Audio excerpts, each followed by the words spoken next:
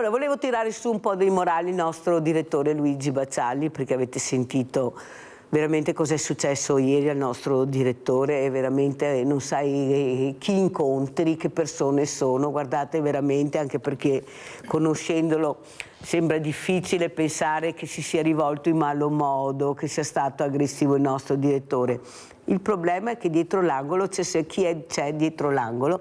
Allora, per tirarlo su di morale questa mattina io ho pensato di invitare Anna Latino, che è una fotomodella, così, vero Anna? Così diciamo al direttore Baccialli, buongiorno direttore. Cosa diciamo al direttore, Anna? Buongiorno, mi spiace tanto per l'accaduto, sono cose imprevedibili, veramente non dovrebbero succedere.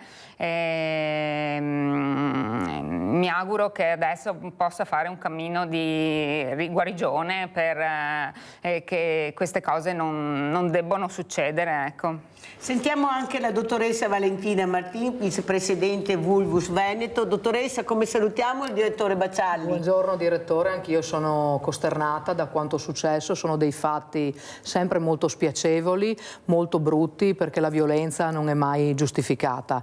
Quindi il mio augurio più grande di una pronta guarigione è una speranza che queste cose possano essere sempre meno frequenti e possano essere sempre più solo un lontano ricordo.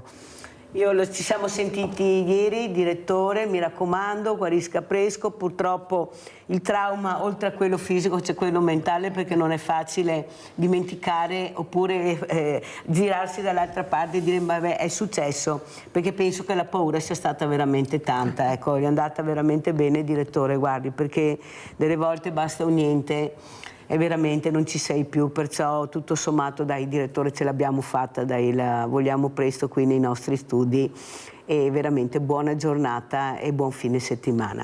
Detto questo vorrei anche... No, partiamo subito, c'è Rinaldo, mi dicono. Vai Rinaldo! Rinaldo? Ciao Mirella e buongiorno ai tuoi ospiti. Vi faccio gli auguri in cammino al direttore. Caro direttore, col mestiere che ti fa, poi succede che non è gara, succede, però succede.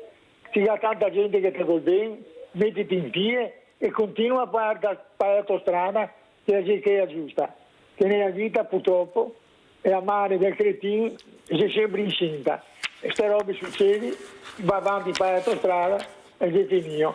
C'è tanta gente che ti vuol bene e qualche dunque te vuol mai. A sapere, tira avanti. Se sei una persona intelligente, pensa che ti conosco fin da quando eri il direttore, che ti eri al Gazzettino, va bene. E dopo, Mirella, cosa dirti? Che mi vuole una disgrazia, è morto mio fratello, sei mio, perché io non ti devo telefonare per 2 giorni. Purtroppo è così.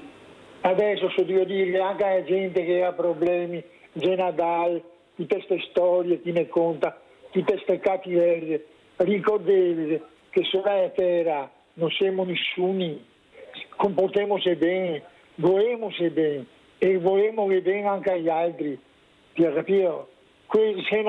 Adesso tutti quanti gaffa, io caro, il mondo dovrebbe andare molto meglio di quello che va, ma che c'è tanta sofferenza, sono stato io ospedale in questo periodo, ma non c'è più nessuno, io stai a mai che a una certa età buttare là, che non ha nessuno, che non ha... Ma come, ma che robe sei, in che mondo sei che viviamo? Sì. Abbiamo da ricordarci che siamo nati noi, non avevamo niente, abbiamo fatto la lotta perché tutto, come morimmo e siamo tutto, siamo polvere, non siamo niente. Dai che è Natale, dai, cerchiamo di sorridere questa mattina, di essere positivi. Avete visto che ho aperto con questa bellissima donna, questa fotomodella. Ecco, cos'è la paura, Anna Latino? Questa sensazione anche per qualcosa che ti capita nella vita, che non sei preparata, non ti aspetti, però il tuo corpo ti dà dei segnali e noi lo ascoltiamo, il corpo, e sono dei segnali delle volte molto importanti, perché così conosciamo bene perché Anna Latino è qui questa mattina, per quale motivo e cosa ha deciso di dire. Prego Anna. Sì, allora io sono fotomodella, è vero, però sono una fotomodella non come le solite, filiformi, così, perché io l'anoressia l'ho passata e ho vissuto la paura, attimi di paura, violenze. Ho cominciato a 17 anni, il papà faceva violenze sulla mamma e io ne subivo anch'io, e purtroppo la violenza l'ho passata veramente male, perché ho deciso di rendere filiforme il mio corpo affinché il papà non mi toccasse più. E quindi questa è stata una decisione drastica. Ho ristretto l'alimentazione fino a pesare 27 kg. A 27 kg non camminavo più e sono stata ricoverata. Finalmente ho trovato un angelo, il dottor Dallegrave Riccardo, che lo ricorderò sempre perché mi ha fatto rinascere, e purtroppo nelle situazioni gravi si trovano delle persone che ti aiutano, dei dottori che ti fanno proprio aprire il cuore e ti dicono: io sono qua per te. Quindi il dottor Dallegrave, lo salutiamo allora. Lo saluto. Ecco, magari lo inviteremo anche in trasmissione, se ha piacere di venire, sarebbe Anna. una cosa grande, perché lui è direttore della clinica Villa Garda, dove ci sono tutte queste ragazze anoressiche e bulimiche, dove sono ricoverate queste ragazze in fin di vita praticamente, perché sia da una parte che dall'altra ci sono dei pericoli di vita effettivi. A 27 kg non è compatibile la vita, io sono arrivata senza camminare, e lui per 1 anno e mezzo mi ha curata, ma senza una pillola, senza usare una medicina, solo su un programma basato sulla fiducia e sulla riabilitazione. Quindi abbiamo cominciato da la rieducazione all'alimentazione, sì, però io ero anche molto disidratata, quindi ho incominciato a bere, a ribere, e guardando le altre ragazze ho cominciato a mangiare qualcosa. Un po' alla volta, forchetta e coltello. Avevo eliminato anche la forchetta e coltello perché mangiavo direttamente dalla pentola delle cose assurde veramente, però delle cose che mi fanno ancora venire i brividi, però il risultato è che ce l'ho fatta, e io penso, sei qui a Sveglia sono Veneti. qui a Sveglia Veneti a dire che appunto la vita va vissuta, e purtroppo queste violenze familiari e anche post rieducazione, perché a me ne sono capitate veramente tante, anche dopo la rieducazione mi hanno violentata, tagliato i capelli, così, perché dicevano che assomigliavo a una Madonna, cioè delle cose assurde che mi sono capitate nella vita. Però adesso che io sono stata scelta con questa resilienza, con questa capacità di poter dire al mondo ce l'ho fatta, devo per forza testimoniare, non c'è via d'uscita, bisogna per forza dire credete in voi,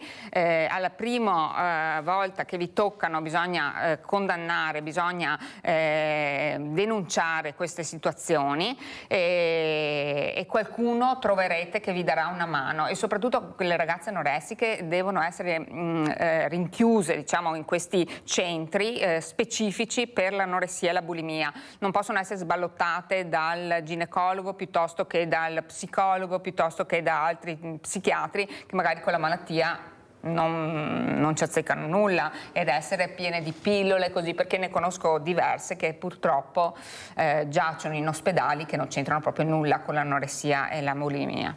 Allora, quello che però sento, Anna, forse la sofferenza, questo nemico che avevi dentro di te, però hai incontrato una guerriera, che tu non sapevi di esserlo. No. Forse proprio questo disagio enorme che provavi, questo imbarazzo, tutto questo assieme, perché non c'è solo una cosa, sono più cose che tu provi, che tu subisci, ha fatto capire a Anna che forse dentro di lei non c'era quella fragilità che lei pensava di avere, ma c'era qualcos'altro. Il problema era riuscire a tirarlo fuori, che non è che esca così, sbaglio Anna, all'improvviso, dire no, adesso ce la faccio e risolvo il problema. L'anoressia è una fame d'amore incredibile, si elimina tutto, però si ha bisogno di tutto, e questa guerriera io credo sì di essere stata scelta io credo profondamente di essere stata scelta anche dal Signore, che ho una resilienza incredibile alle cose che mi succedono, e quindi la necessità di testimoniare questa possibilità per me di avere vissuto questa vita piena di drammi,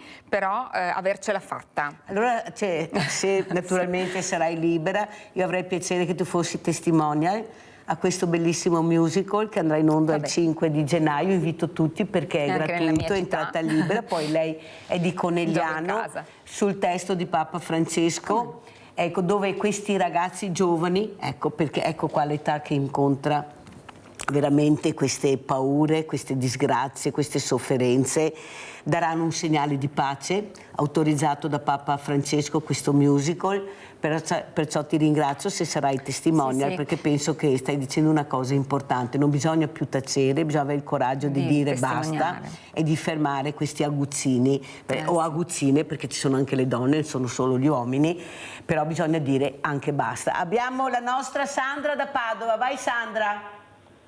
Ciao Mirella, cosa dire, quando ho visto la notizia del dottor Basaldi mi è venuto un magone, scusami, perché io ho veramente un'ammirazione smisurata per il dottor Basaldi e spero che si rimetta presto e poi bisognerà mettere un freno a sta violenza. Detto ciò Mirella, saluto anche la signora Anna perché complimenti. Ed è bello che diffonda questa sua esperienza a vantaggio di chi purtroppo, io ne vedo diverse ragazze qui a Padova, bellissime Mirella, che peseranno siano 35 kg, alte, belle come il sole. Molto probabilmente lavorano perché vedo degli orari e sì, siamo un po' d'ufficio. E io faccio tanti auguri a lei e che la sua campagna, perché è una campagna, di stimolo, e anche la dottoressa che è a fianco, complimenti. Volevo dire un'altra cosa Mirella, poi sono giorni un po' particolari, il Natale, questo, il mangiare, delle volte ci soffermiamo, vedo gente con pacchettini, stare in corsa ai regali, che basterebbe un po' di solidarietà per far felice qualcuno. Sai, purtroppo non siamo tutti uguali. Volevo dirti che ieri ti ho spedito le bamboline. Grazie. Purtroppo non ce l'ho fatta tutte perché sono abbastanza. Adesso io spero Mirella, perché il 29 mio marito deve subire un'operazione dermatologica in testa, speriamo che vada tutto bene. Io sono anche ottimista e se ce la faccio ti spedisco il resto e poi spero di mandarti anche a questa parrucca che ho trovato. Spero entro fine anno, se non ce la faccio perdonami. Vabbè, tranquilla Sandra, non è un problema il tempo, non è un problema il tempo Anna, il problema è i gesti veramente di solidarietà che fate, che contano moltissimo, non è la data che arriveranno, è il gesto che conta, perciò grazie veramente. Allora sentiamo anche la dottoressa Valentina Martin, questa associazione Vulvus Veneto, spieghiamo dottoressa cos'è, di cosa si occupa, ecco l'imbarazzo di avere anche certe patologie, perché anche questo è un imbarazzo, non mi metto le gonne, si vede, non si vede, ecco cosa faccio adesso, prego dottoressa. Allora, la Vulvus Veneto è un'associazione no profit, quindi un'associazione di volontariato che è rivolta a pazienti e caregiver, portatori di ferite di difficile guarigione. Noi tutti potremmo pensare che le ferite sono una cosa da poco e che non creano un problema. In realtà chi le porta, chi le ha, non sta bene. Non sta bene perché non riesce ad avere una sua socialità. Mi vengono in mente delle persone che hanno delle ulcere, delle ferite alle gambe da 30 anni che io curo. Queste persone sono delle persone che non riescono ad avere un abbigliamento adeguato, devono portare un abbigliamento molto largo, per esempio a livello delle gambe, perché hanno tante fasciature. molto spesso queste fasciature sono sporche perché magari vengono cambiate non tanto spesso, oppure perché le ferite stesse producono un'estrema quantità di liquido e quindi, producendo una grande quantità di liquido, sono sempre bagnati, quindi hanno molto maleodore, quindi non possono stare in mezzo alla gente, non possono andare sugli autobus, usare i mezzi pubblici, hanno delle scarpe che sono 2-3 numeri più grandi del normale, quindi cominciano ad avere delle posture che sono sbagliate, cominciano ad avere mal di schiena e ovviamente hanno una vita che è estremamente difficile. Provate a pensare voi avere come ospite indesiderato per 30 anni delle piaghe che interessano tutte le gambe. È una tragedia che accompagna la persona e che accompagna anche la famiglia. Voi vi domanderete, penserete che queste ulcere sono solo degli anziani. In realtà questa patologia è una patologia trasversale ed è una patologia che colpisce dai bambini, purtroppo, i bambini appena nati, quelli che sono in terapia intensiva, in terapia neonatale, fino agli adulti, alle donne giovani. Io seguo nella mia quotidianità delle donne, per esempio, giovani, adulte, che hanno delle ulcere alle mani perché soffrono di una malattia che è una delle cause che porta all'insorgenza di ulcere, che è la sclerodermia. Provate a pensare anche queste donne che hanno queste ulcere alle mani, e le mani sono le più importanti, diciamo così, elementi che ci portano ad un contatto con l'esterno. Le mani ci servono per mangiare, le mani ci servono per lavarsi, ci servono per lavorare. Molte di queste persone lavorano sul computer. Provate a pensare come fanno ad utilizzare la tastiera avendo le ulcere proprio sui polpastrelli. Quindi questa associazione serve proprio per dar voce a queste persone, per fare in modo che queste persone trovino i servizi giusti. E a questa associazione, che è nata più o meno da un anno, d'accordo, ha raggiunto già in un anno circa 1000 iscritti, quindi un bel numero. Complimenti, dottoressa. Quando si è accorta, dottoressa, che bisognava, oltre come medico, ecco, a rilanciare, nel senso di creare un qualcosa in più, perché oltre il medico e l'ospedale io devo avere anche qualche altro aggancio che mi permette di parlare, di essere ascoltata, di capire che tutto sommato posso anche incontrare una certa speranza di guarigione. Sì, allora mi riaggancio anche a quanto detto dalla Anna. Io credo che noi, prima di confrontarci e trovarci davanti ad un paziente, ci dobbiamo trovare davanti ad una persona. Dobbiamo trattare chi abbiamo davanti come una persona, così come siamo noi. Io mi sono accorta di questa cosa già fin da piccola, nel senso che ho respirato questa cosa in casa con le mie nonne e quindi quando incontro tutti i pazienti, indipendentemente dalla classe sociale, dalla classe politica, per me sono tutti uguali e li tratto proprio come se fossero la cosa più importante per me e i miei nonni. Ecco, e quindi cerco sempre di dare a loro sicuramente competenza e professionalità, ma anche amore, perché queste persone hanno bisogno di essere accompagnate. Allora si collega a quella che ha detto Anna, dottoressa, abbiamo bisogno di tanto amore. Cosa dici, Anna? Come commenti le parole della dottoressa Martin? Sicuramente abbiamo bisogno di incontrare medici e persone nella vita quotidiana che ci trattino come importante proprio persona con tutte le sue esigenze.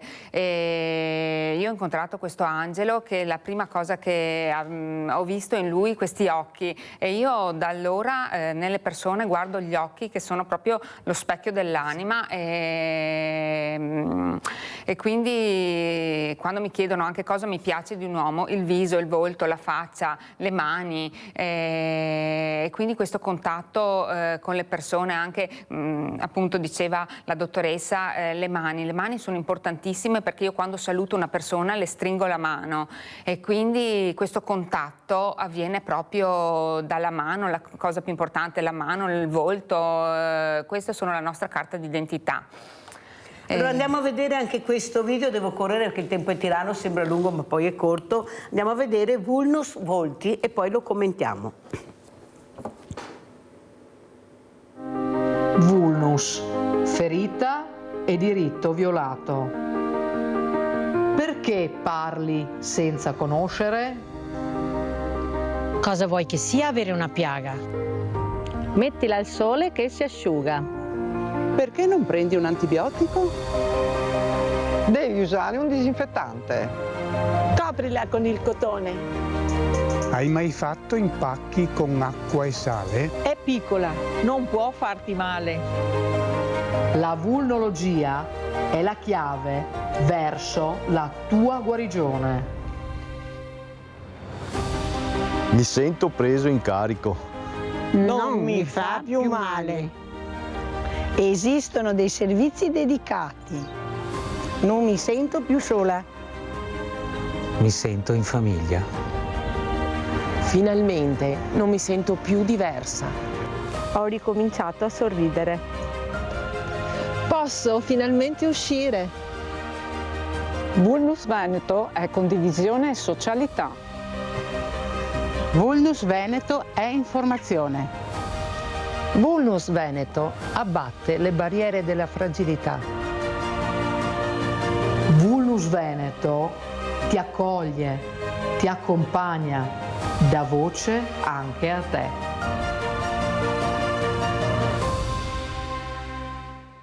Dottoressa Martin, certo che sentire, intanto ci mettono la faccia, cosa non semplice da fare. Finalmente questa donna, soprattutto le donne, anche gli uomini, ma molto poco rispetto a quello che riesce a fare una donna, nonostante certe malattie veramente anche molto complicate, il dare il messaggio che ce la puoi fare. Ecco, questo è il messaggio che io ho sentito nel momento che mi sento protetta, che non mi sento più diversa, mi sento accolta, mi sento amata, mi lancio nella sfida. Ecco, quanto importante è dare proprio la sensazione che ce la puoi fare con la guarigione, ecco, anche con l'ascolto, ma soprattutto con l'amore, ecco, di capire che ho rispetto per te e cerco di aiutarti. Dottoressa? Io penso che sia fondamentale ed essenziale, assolutamente. Quando i pazienti arrivano alla mia attenzione, la prima cosa che mi chiedono è: ma dottoressa, ma ce la posso fare? E io li guardo sempre negli occhi e gli dico: io non ho la bacchetta magica, non faccio i miracoli perché quelli li fa solo il nostro Signore, però farò tutto quello che posso e quello che è mio potere per poterle dare la guarigione. E si vede proprio che cambiano il viso, che cambiano il volto, perché probabilmente hanno proprio bisogno di quella pillola che purtroppo col momento in cui noi viviamo adesso, che è legato tanto alla superficialità, tanto al meccanicismo, solo ai soldi, manca. E quindi è quel qualcosa in più, quella pillola in più, che è proprio quello che lei ha definito l'amore, che aiuta e che fa la differenza della cura. E è dimostrato che nei primi 30 secondi in cui noi medici o noi operatori sanitari abbiamo un rapporto iniziale col paziente, dove il paziente parla, ti guarda, ti ascolta e vede qual è il suo e il nostro atteggiamento verbale, è quel momento che si crea il rapporto giusto, il rapporto di cura, che deve essere un rapporto fiduciario, basato sì sulla fiducia, sulla professionalità, ma anche sull'umanità e sull'empatia. Allora andiamo a vedere anche queste foto di Anna Latino che ha portato per capire l'importanza, ecco, dell'emozione. Io sì ho bisogno della pillola, ma oltre alla pillola devo avere un cervello, un cuore che mi provocano un'emozione per riuscire a rimettermi in piedi. Prego Anna, cosa stiamo vedendo qui? Tutte le mie immagini sono immagini a volte sensuali, a volte meno sensuali, sono delle immagini comunque di un corpo che ha ritrovato, è stato ricostruito proprio basando da un rapporto di fiducia, un rapporto con il medico che che assolutamente non mi giudicava. Ecco, io voglio che le persone non giudichino ma aiutino l'autostima che è alla base dell'anoressia, il miglioramento dell'autostima della persona. Io con le foto che faccio ho riguadagnato la mia femminilità, questa è mia figlia con la sua cavallina, bellissima, anche con lei ho riconquistato il mio corpo partendo dalla maternità e quindi la riconquista del corpo purtroppo senz'altro questo è il libro Oltre il filo della violenza, rinascere si può, perché io ce l'ho fatta, basando appunto, sono partita da ricostruire tutta la mia autostima che si era proprio, avevo negato il corpo, avevo assottigliato, reso quasi maschile il mio corpo perché ero pelle e ossa, 27 kg, ho riconquistato questa sembianza di donna con il seno, con le forme, tutto quanto, e ne sono orgogliosa e ora le mostro perché lo specchio era il mio nemico, lo specchio deformava la mia immagine corporea, mentre adesso tramite la foto che imprime l'immagine ho cominciato a riguardarmi, rivedermi, e queste voglio che siano emozioni che scaturiscano queste immagini. Ho riconquistato anche il mio corpo come volendo bene anche agli animali. Fra l'altro ho comprato subito questa cavallina a mia figlia, Tincastea, che è il nostro amore. Quindi mia figlia, la riconquista con la maternità del corpo, con il voler bene a mia figlia e l'affezionarsi a questa cavallina, io ho riconquistato me stessa, diciamo, voler bene agli animali per prendersi cura di se stessi, e senz'altro attraverso la foto, la fotografia, ho ricostruito un'immagine che prima avevo perso. Senti Anna, una cosa importante, tu hai detto sì, la figlia, la cavallina, però non ho sentito la parola uomo, marito, compagno. È come se questa parola, Anna, facesse fatica. Per me è molto difficile, esatto. Per me è molto difficile allora, ricredere. Quando tu hai incontrato questo uomo, com'è stato? Perché mica sempre la prima cosa che uno elimina, faccio fatica ancora ad avvicinarmi sì, purtroppo sì. Al sesso maschile. Purtroppo sì, perché essendo la base minata dal papà, purtroppo io ho avuto questa immagine maschile molto potente, gelosa, con queste problematiche grossissime.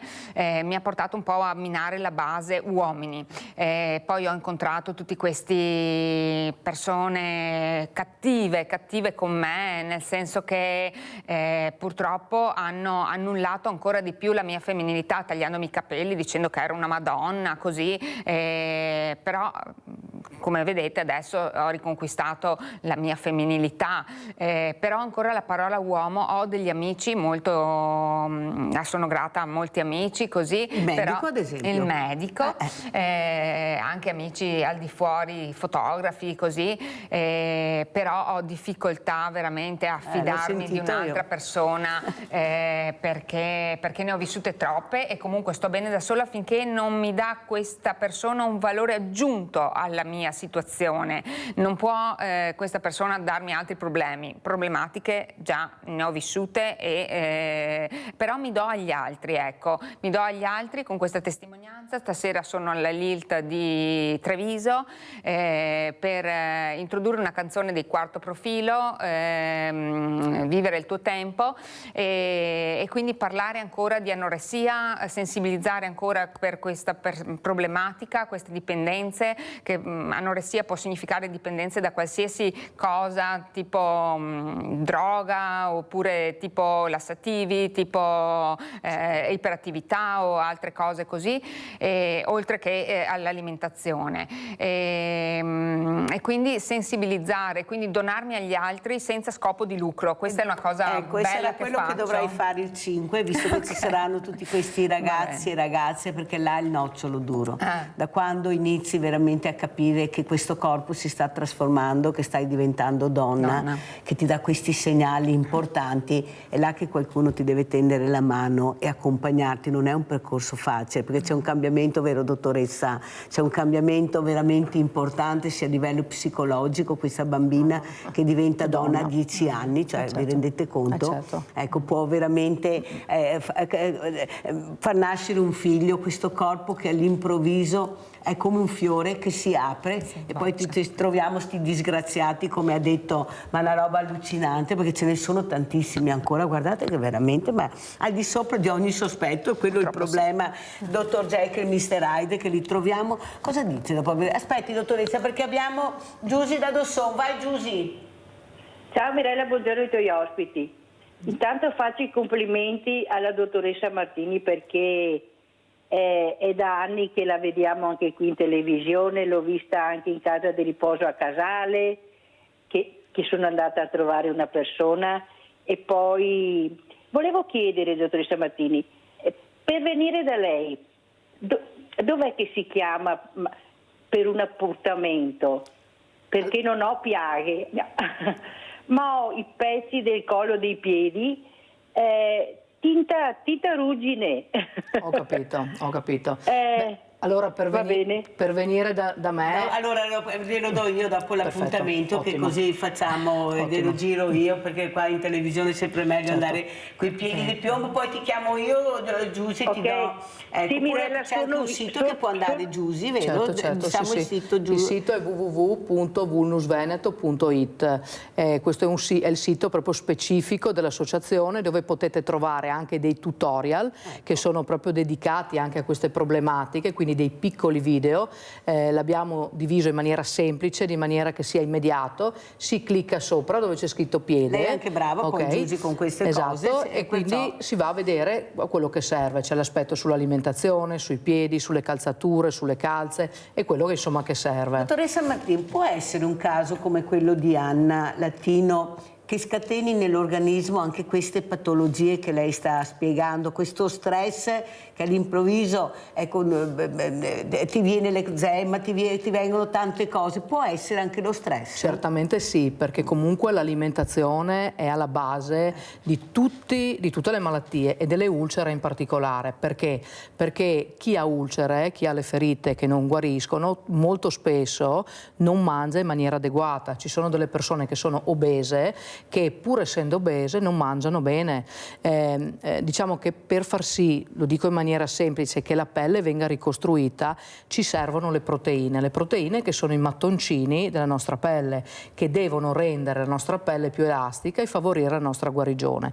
I nostri anziani, per esempio, fanno fatica a mangiare le proteine. Perché? Per tanti motivi, perché sono da soli e non hanno voglia di farsi da mangiare, perché sono in difficoltà economiche e non possono comprarsi la carne o il pesce che magari costa, perché non hanno la cultura, perché per esempio hanno dei problemi di dentatura, perché naturalmente diventando più anziani i denti Gli omogenizzati, dottoressa, faccio bene? Assolutamente sì. Riescono a mangiare, assolutamente sì, quindi ci possono essere varie componenti, ma non solo l'aspetto proteico, anche l'aspetto delle vitamine, perché il nostro corpo ha bisogno di tutto, dei sali minerali, delle vitamine, dei grassi buoni e naturalmente anche delle proteine.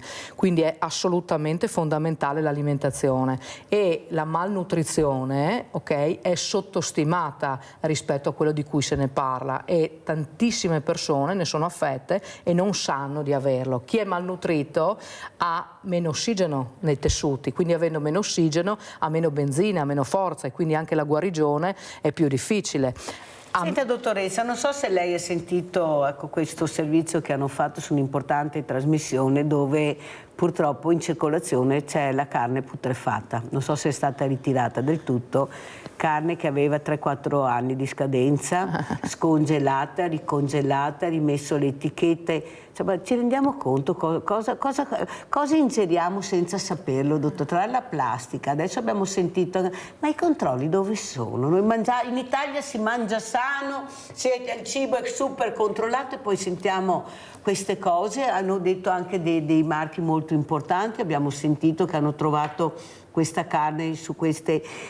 Cosa sta succedendo? Cioè il rispetto veramente del prossimo, della persona. Ecco, il business ha superato qualsiasi livello di buonsenso e di rispetto della comunità. Basta far soldi in qualsiasi modo, distruggo il tuo corpo ma faccio i soldi. Certo. Cosa vuole dire? Come ha vissuto? L'ha sentito quello che è successo? Io ho sentito, mi dispiace molto, e mi dispiace soprattutto anche per tipo le persone che non possono comprare, che acquistano forse più facilmente questi prodotti, perché magari sono persone già fragili, sono persone che cercano magari anche di fare uno sforzo in più. No, guardi che vendevano anche le bistecche 80 euro, i VIP ne mangiavano. Addirittura? Sì. Ah, questa mi è mancata come cosa. È arrivata anche da loro nei ristoranti, sì, l'ha detto un signore che lavorava all'interno di questo macello. Pagano la bistecca 80 euro ed è la bistecca con l'etichetta. Esatto. Impressionante, è una cosa... Cioè, ingerire queste cose cosa può comportare, dottoressa? Beh, sicuramente non fa bene al nostro corpo, sicuramente, perché comunque ci sono dei batteri, la questione della fermentazione, cioè sicuramente è un danno. Non è che tutti questi tumori siano dovuti anche a questo cibo che non conosciamo, che continuiamo a ingerire. Non sappiamo neanche più cosa c'è all'interno, il pesce perché così, la carne perché così, la verdura perché così.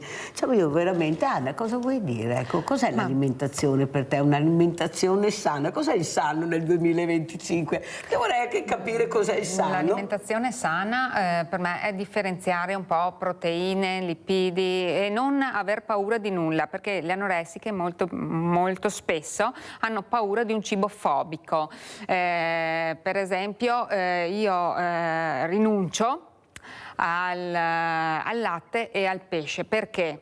Perché ho avuto dei rapporti, fra l'altro il discorso dell'alimentazione è molto legato anche col proprio sentire, col proprio eros, col proprio modo di pensare. Io il latte e il pesce l'ho rifiutato per esempio perché avevo dei rapporti conflittuali con la famiglia, il latte per la mamma, il pesce per il papà perché viene dal sud il papà e quindi il pesce così. Però mi rendo conto che l'alimentazione sana è mettere da parte queste fobie e cercare di alimentarsi in modo regolare, intanto fare almeno 3 pasti, direbbero 5, ma si cerca di farne 3, almeno io cerco di farne 3. Io che vengo da una situazione appunto di una sola portata, mangiavo solo piselli per 2 anni, purtroppo perché non diventerò mai anoressica. I piselli... Scusami Anna, io non ce la farei mai, non ce la farei. Ti racconto anche perché i piselli, essendo sferici ricordavano la perfezione, come le anoressiche sono molto attente a questo ideale di perfezione e purtroppo bisogna mettere da parte tutte queste cose, tutte queste situazioni di controllo e di manie di perfezione che hanno le anoressiche. Io cerco nel mio bene di compensare la cosa, però l'alimentazione normale, naturale, così si cerca di controllare intanto le scadenze, di controllare... Abbiamo Chiara da Preganziol, vai Chiara. Buongiorno Mirella. Buongiorno. Buongiorno alle sue ospiti. Dicevo, telefono da Preganziol e ho riconosciuto la dottoressa Martin, che conosco bene perché sono figlia di una sua ex paziente, Michelinda, di 91 anni, che è stata curata più volte, 3-4 volte, per ulcere di difficile guarigione alle gambe ed è sempre guarita. Io sono sempre contenta quando sento parlare in televisione di vulnologia.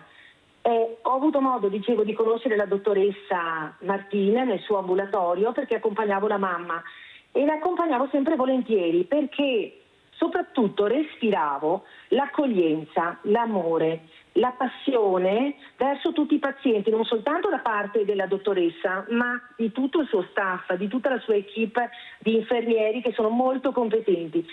E vorrei ribadire, io sono un'insegnante, allora forse ho un po' di deformazione professionale, riconosco l'importanza dell'ascolto dei sanitari nei confronti del paziente perché incoraggia la guarigione, induce il paziente a metterci tutto il proprio impegno perché deve mettere in atto anche tutta una serie di indicazioni.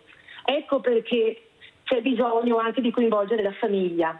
Insomma, a Treviso abbiamo un esempio di bella sanità, ma tutta la grande famiglia Vulnus, perché anche io faccio parte dell'associazione come tutta la mia famiglia, perché è un'associazione di familiari, di pazienti, di sanitari, ed è quella della Vulnus Veneto.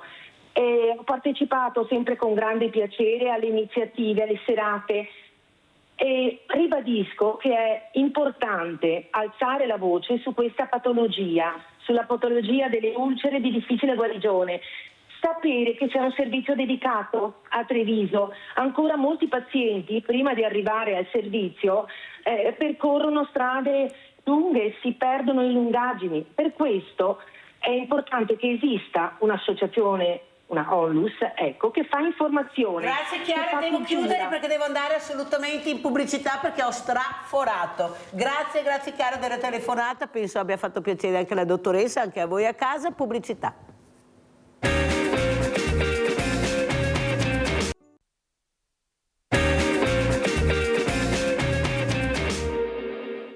Si stanno concentrando sui profili social di presunti vittime e carnefice i militari dell'Arma trevigiana che con tutta la delicatezza del caso stanno ricostruendo quanto successo in una scuola superiore di Montebelluna qualche giorno fa. Duplice la segnalazione, una è stata fatta dalla scuola, l'altra tramite denuncia da una ragazza 19enne con disturbi alimentari affetta da una grave forma di anoressia e per questo ricoverata in una struttura specializzata. Ammazzati il messaggio mail ricevuto dalla giovane contornato da alcune bestemmie e questo tramite la piattaforma di didattica e learning messa a disposizione dall'istituto. L'autore è stato presto individuato in un suo compagno di scuola della stessa età che in un primo momento avrebbe negato ogni addebito, ma tutto ricondurrebbe a lui. Si procede per ingiuria, ma è chiaro che se confermato il quadro ci si troverebbe di fronte a qualcosa di più grave, vero e proprio bullismo con incitazioni al suicidio su un soggetto già fragile. La 19enne in quel frangente era rientrata da poco a scuola dopo una lunghissima assenza.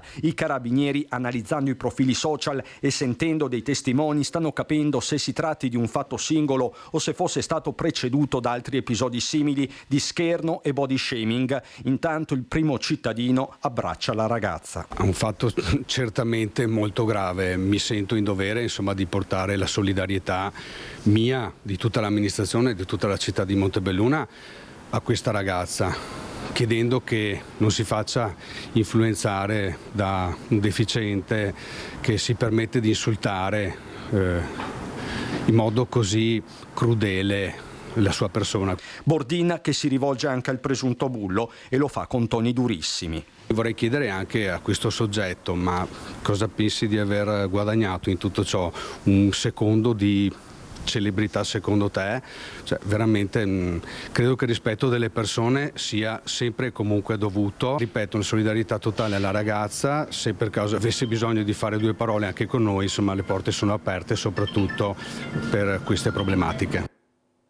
Allora Anna, quello che volevo chiederti, allora Dio, patria e famiglia, allora però ricadiamo sempre sul primo anello della catena e tutti dicono sono i genitori e la famiglia, ma se io non ho la famiglia, adesso te lo chiedo proprio, credo in Dio, ma anche là delle volte vacillo, perché con quello che mi succede dico dove sei in questo momento che vengo brutalizzata.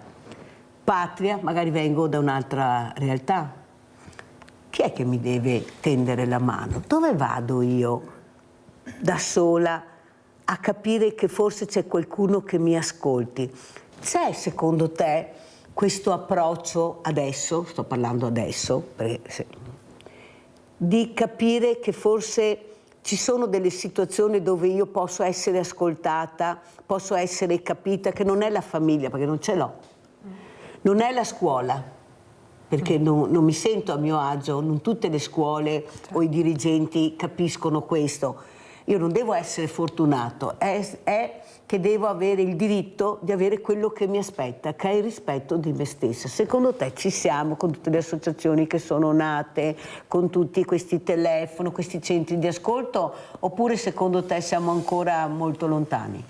Beh, secondo me siamo un po' lontani, nel senso che molte volte, troppe volte, anche quando ti salutano buongiorno, ti guardano dall'alto verso il basso e concentrano tutto sul tuo corpo.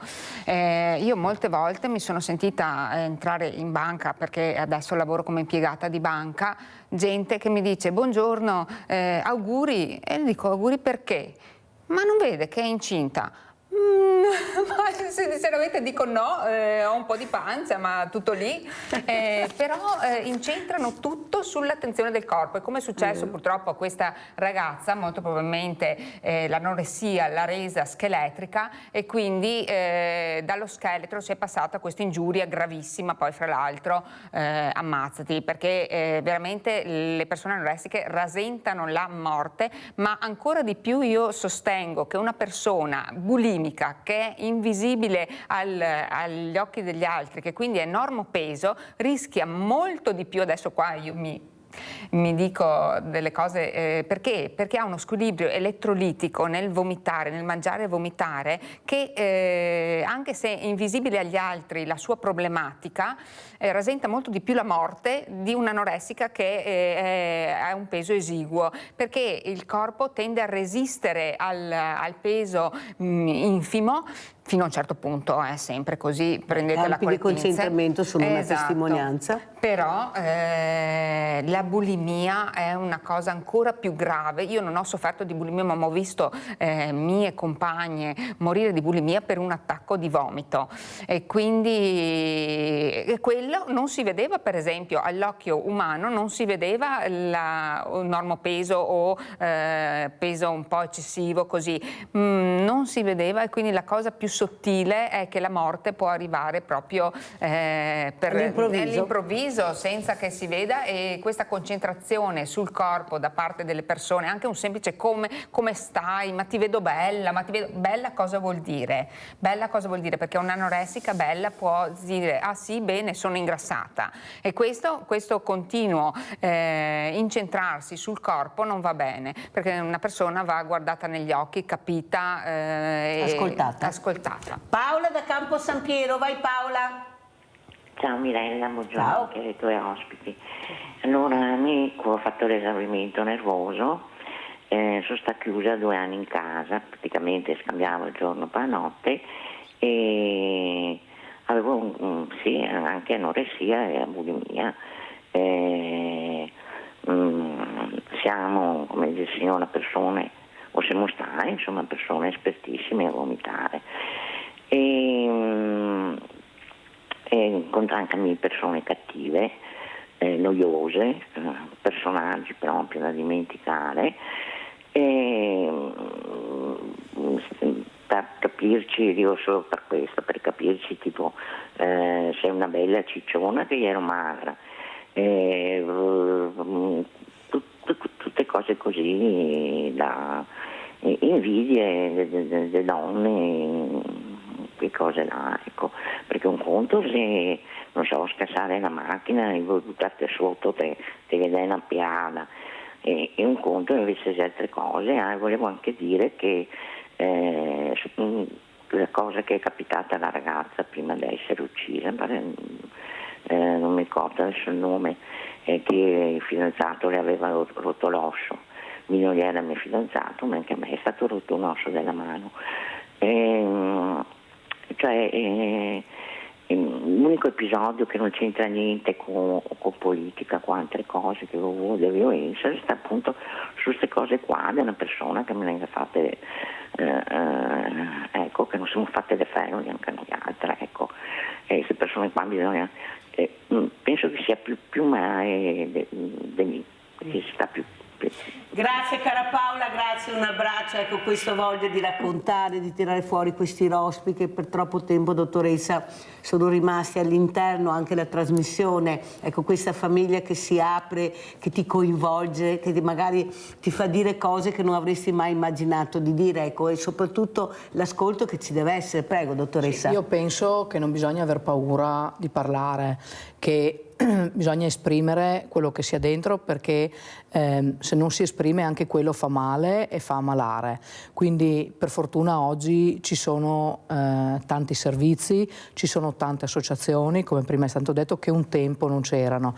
E io penso per esempio all'epoca delle mie nonne, dove tutti questi servizi non c'erano, e sicuramente c'erano anche delle situazioni di violenza anche allora. Per cui dobbiamo cercare comunque di continuare su questa strada, cercare di stare vicini a queste persone, cercare di dar voce a queste persone, di fare in modo che queste persone abbiano il loro posto e che possano in qualche maniera trasformare questa sofferenza in qualcosa di utile, come sta facendo la nostra Anna,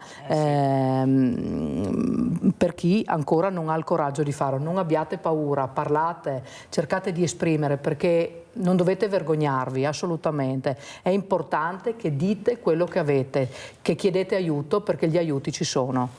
Allora intanto noi diamo questo mazzetto alla dottoressa Martin questo viene da una famiglia fantastica, per ricordare che anche un'altra guerriera che si chiama Sabrina, Anna, è dottoressa. Ecco, una ragazza splendida come Anna all'improvviso era in bagno, un ictus, adesso sta cercando di lottare, di vivere, una ragazza stupenda, ecco, una fotomodella perché aveva un corpo bellissimo. E lei ogni anno a Natale ci preparava dei doni, Sabrina, per dare alla grande famiglia di Sveglia Veneti. E i fratelli e la sorella in questo periodo, andando a trovarla in ospedale, hanno continuato a portare avanti questo suo desiderio, hanno confezionato questa è una calla in vetro di Burano, delicatissima, ecco, che loro hanno consegnato proprio da dare per ricordare Sabrina, vero Anna, che dovrà farcela, vero dottoressa, dovrà lottare questa guerriera. In bocca al lupo a Sabrina. Stesa sul letto, che non si muove ancora purtroppo, però io sono convinta che come Anna, vero Anna, cosa diciamo a Sabrina? Anzi, partiamo dalla dottoressa che diamo permesso a Anna, alla dottoressa tante. questo pensiero. Grazie. Lo diamo anche a Anna. Vuoi bianco o rosso, Anna? Rosso. Infatti volevo dirtelo, aspetta che lascio scegliere, anche se Anna si fermerà ancora un pochino con noi perché devo presentarle una persona. Ecco qua Anna, la calla delicata di Sabrina. Bellissima. Allora cosa diciamo a Sabrina, dottoressa, ai familiari? Guardate che comunità, nonostante questa terribile esperienza che trovano ancora il tempo per aiutare gli altri, dove? All'interno di un ospedale che confezionano queste, guardate che sono messaggi veramente grandi, importanti. Forti. Prego dottoressa. Io faccio il mio in bocca al lupo a Sabrina, che sicuramente mi sta nel suo modo ascoltando. Hanno messo la televisione, e quindi sicuramente mi sta ascoltando. Non perdere la forza, non perdere la speranza e soprattutto vedrai che anche questo momento così difficile sarà un giorno solo un lontano ricordo. E grazie per quello che hai fatto, per quello che la tua famiglia fa e per quello che continuerai e continuerete a fare. Anna, cosa vuoi dire a Sabrina? Sì, Sabrina, intanto ti faccio un in bocca al lupo incredibile, grazie per quello che fai. Io credo che le persone che vengono messe di fronte a queste situazioni drammatiche sono delle persone forti e che hanno la resilienza e la capacità di poter resistere a queste situazioni, trovare anche nella prima luce che loro vedono, perché la luce è la guida. Come io ti racconto una cosa che mi è successa a me, che io quando ero senza possibilità di muovere le gambe ho visto una luce incredibile e ho cominciato a muovermi. Quella luce mi è stata di guida fino adesso per poter andare avanti e avere questa resilienza alle cose negative, e quindi ti auguro tanta luce e tanta voglia di combattere. Grazie anche Anna per le parole, grazie anche alla dottoressa Martini, soprattutto dedicate alla nostra Sabrina. Pubblicità.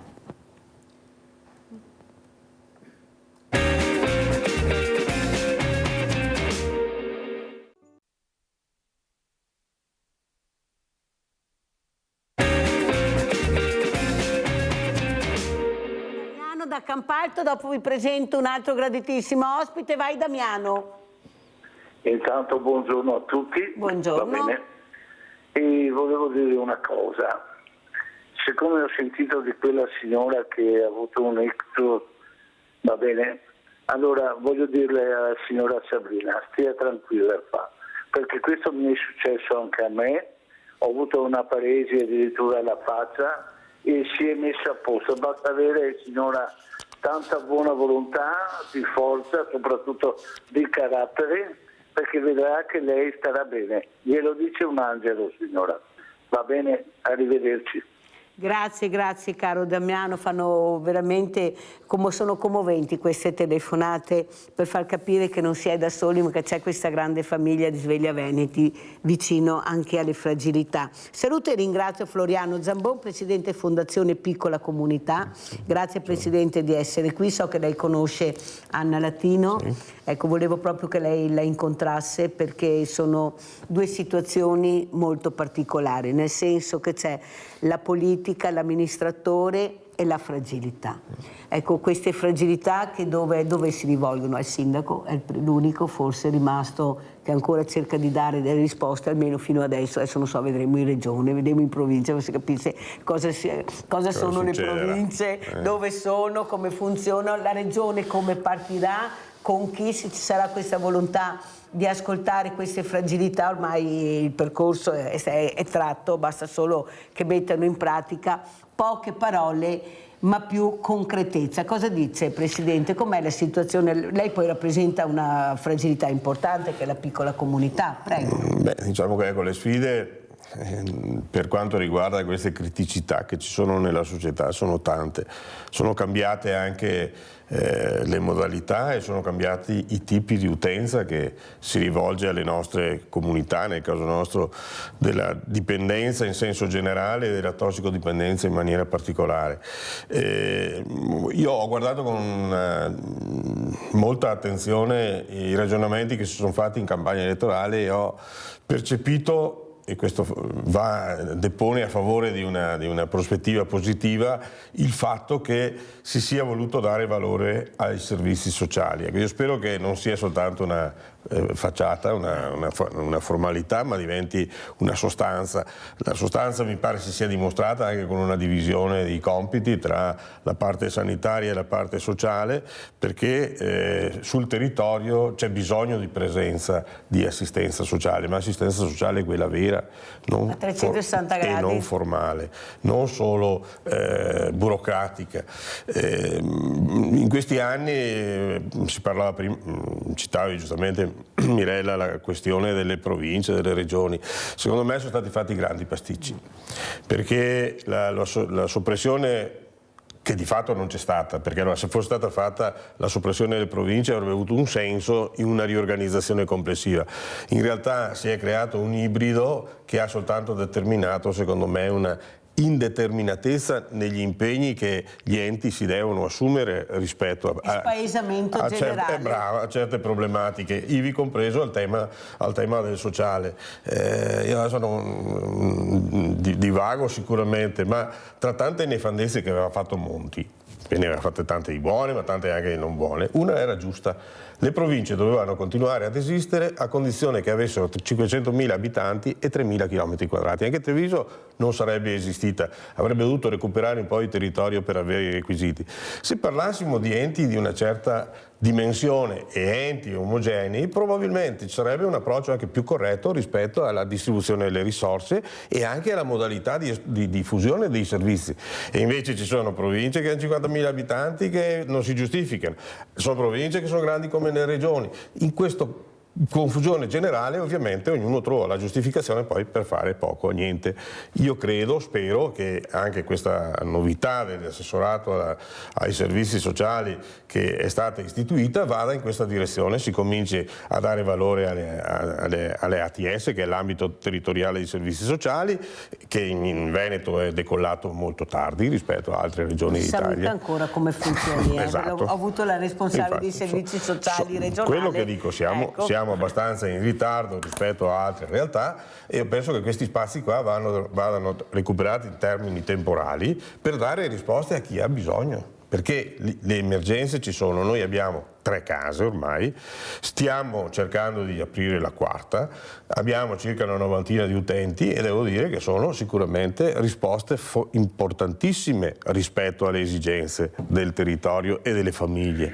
Allora, Presidente Zambon, non crede che forse anche queste fragilità a volte dovrebbero avere l'opportunità di partecipare a degli eventi nella società, con la comunità?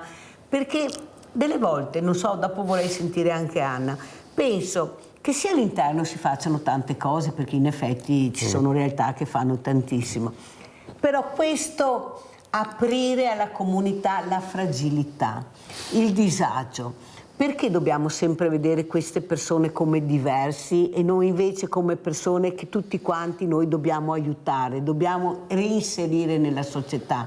Io penso che la chiusura non faccia bene, voglio sentire Anna. Tanto è vero che invitiamo anche il presidente della piccola comunità con tutti i ragazzi, riempiremo sto teatro, vero Presidente? Bisogna. per dare proprio un messaggio che altri ragazzi che non hanno queste problematiche, sono tutti ragazzi giovani, sul testo di Papa Francesco, perciò bellissimo, che daranno un messaggio di pace, di integrazione, ecco, di comprensione. Cosa dici, Anna? Ma senz'altro la necessità di avere le strutture, come diceva il Presidente Franzenbaum, è importante, e che queste strutture si aprano a testimoniare, perché la discriminazione non è servita mai a nessuno. La discriminazione come atto è un atto irresponsabile, vandalico. Bisogna che queste persone siano integrate e soprattutto educate ad un lavoro, educate. Per esempio, a me il fatto di lavorare mi ha reso impegnata, sì, ma anche per costruire qualcosa nella vita, guadagnarmi le mie cose, poter comprarmi le mie cose, soddisfare i bisogni di mia figlia, e quindi devono essere impegnate queste persone, e anche il fatto di fare testimonianza, anche questo è molto importante, perché il diverso, ma ognuno di noi è diverso dall'altro, ognuno di noi non può dirsi una persona come l'altra, perché ognuno ha le proprie peculiarità che bisogna potenziare, e ha i propri difetti che bisogna cercare di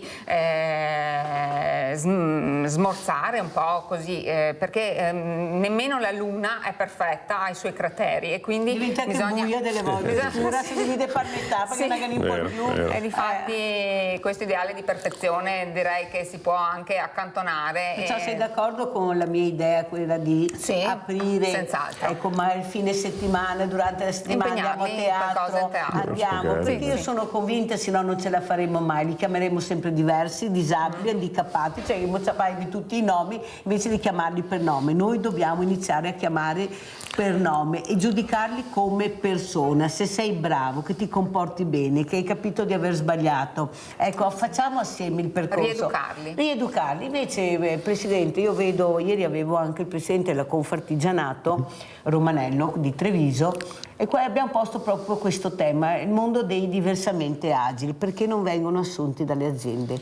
I sindacati, che io ho tutti, vengono qui in trasmissione, i numeri non tornano. E lui ha detto una cosa importante: non ci siamo culturalmente, non siamo ancora preparati, perché dobbiamo correre, dobbiamo fare veloci, dobbiamo lavorare 14 ore al giorno, abbiamo paura che queste persone magari rallentino. Io non posso rallentare, ma devo correre. Forse dobbiamo veramente rallentare, dare l'opportunità, anche perché sono bravissimi, ma sono bravissimi a lavorare. Allora, nel momento che sei bravissimo, invece di stare dentro il pseudo, che è utile e importante, ti porto nell'azienda, dove questa azienda ti dà il materiale da assemblare, e magari accompagnato, visto che abbiamo queste persone che sono gli educatori, all'interno dell'azienda a lavorare. Ecco che si dà dignità alla persona. Cosa dice, Presidente? Ecco, posso dire che ultimamente c'è un cambio dal punto di vista culturale.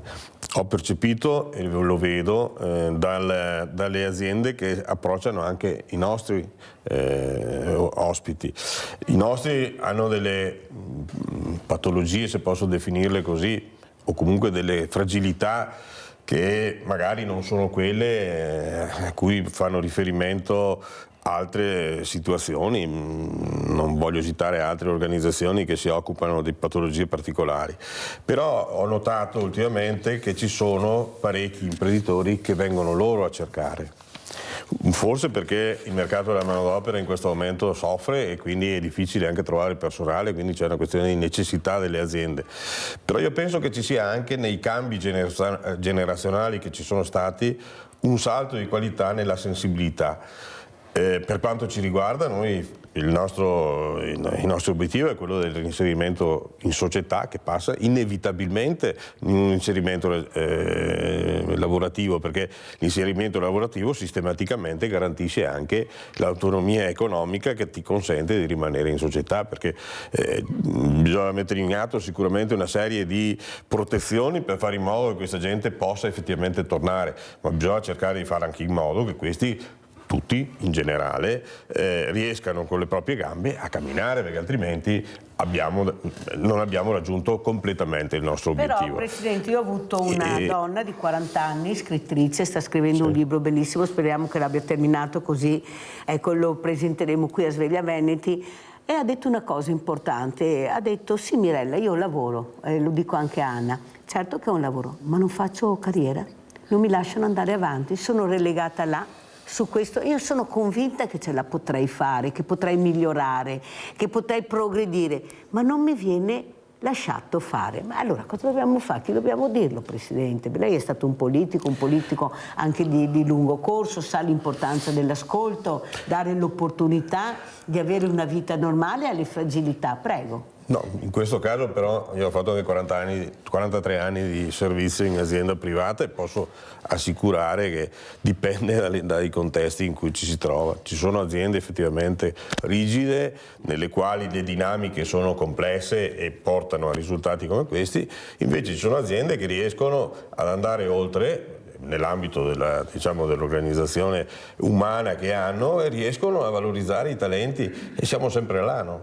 Se i talenti non li individui e non li valorizzi, rischi di perdere delle opportunità. È che tante volte l'idea che il talento a disposizione, vale che in politica se tu guardi c'è una corsa a ribasso, perché il problema è che se uno emerge perché è bravo bisogna dargli addosso, in quanto rischia e portate via il posto, e questa dinamica è purtroppo in tutti i contesti, forse anche associativi, e nell'ambito del luogo di lavoro è ulteriormente, diciamo così, acuita, perché c'è di mezzo anche la risorsa economica, perché in virtù della carriera e del riconoscimento della posizione ti viene anche dato un riconoscimento economico, e purtroppo queste dinamiche sono dinamiche presenti per la natura, ahimè dico, di buona parte delle persone.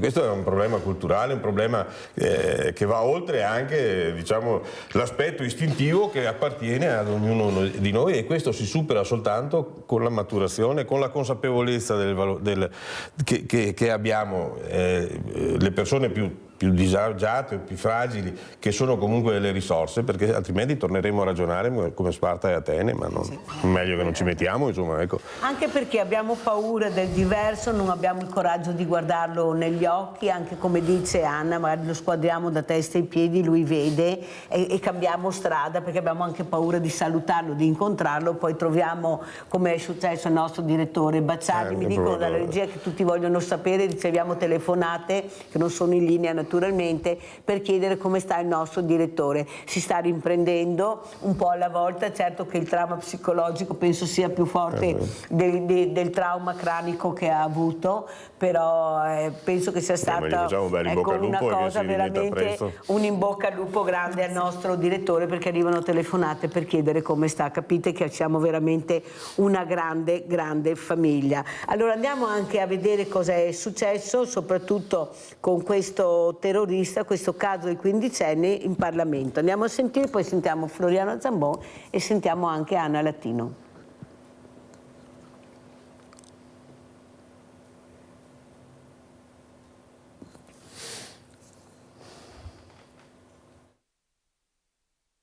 Certo, anche in commissione adesso dobbiamo votare, infatti fino all'ultimo dell'anno sarò a Roma per il bilancio, ma quando riprenderemo i lavori e quindi avrò anche una relazione scritta sulla quale mi potrò basare, sarà mio dovere proprio cercare di approfondire la situazione nella quale nostro malgrado ci troviamo. Approderà in Parlamento la vicenda del 15enne residente nella zona del Coneglianese, ora nel carcere minorile a Santabona per apologia del terrorismo con matrice suprematista di estrema destra. Vista la gravità delle accuse, il nodo non è solo giuridico-legale, lo sa bene la deputata opitergina Marina Marchetto Aliprandi, componente della Commissione per l'infanzia e l'adolescenza. Qui potrebbe arrivare il dossier, gli obiettivi sono chiari. Riuscire a capire anche queste inquietudini da dove derivano, questa mancanza di dialogo, questa volontà di far del male. Ecco, senza dialogo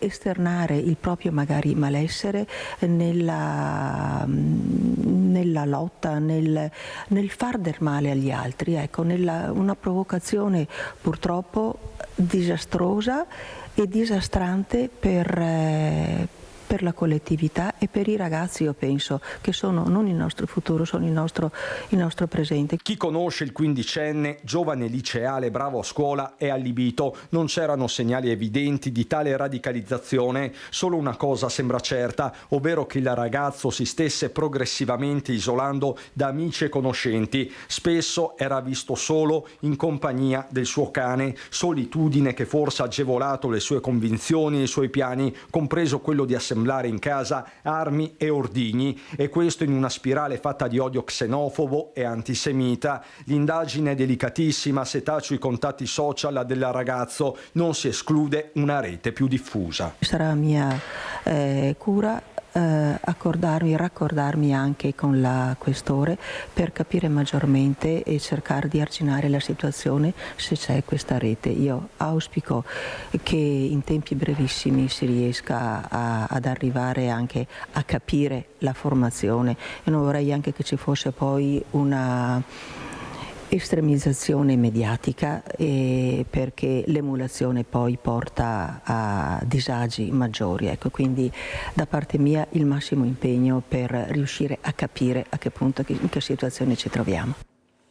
Anna, è possibile essere genitore e non capire veramente chi è tuo figlio, specialmente a 15 anni, non capire questo Dr. Jekyll e Mr. Hyde, come ho detto ieri, ecco, che si comporta in una maniera ma la realtà è un'altra, questa maschera che esce di casa o che entra in casa, e questi genitori, ma un figlio perfetto, è un bravo ragazzo, sentiamo sempre, ma è un bravo ragazzo. Cosa vuol dire famiglia perfetta e bravo ragazzo, secondo te, o brava ragazza, Anna? Beh, intanto secondo me ci sono i genitori che sbagliano in partenza perché vogliono essere amici dei loro figli.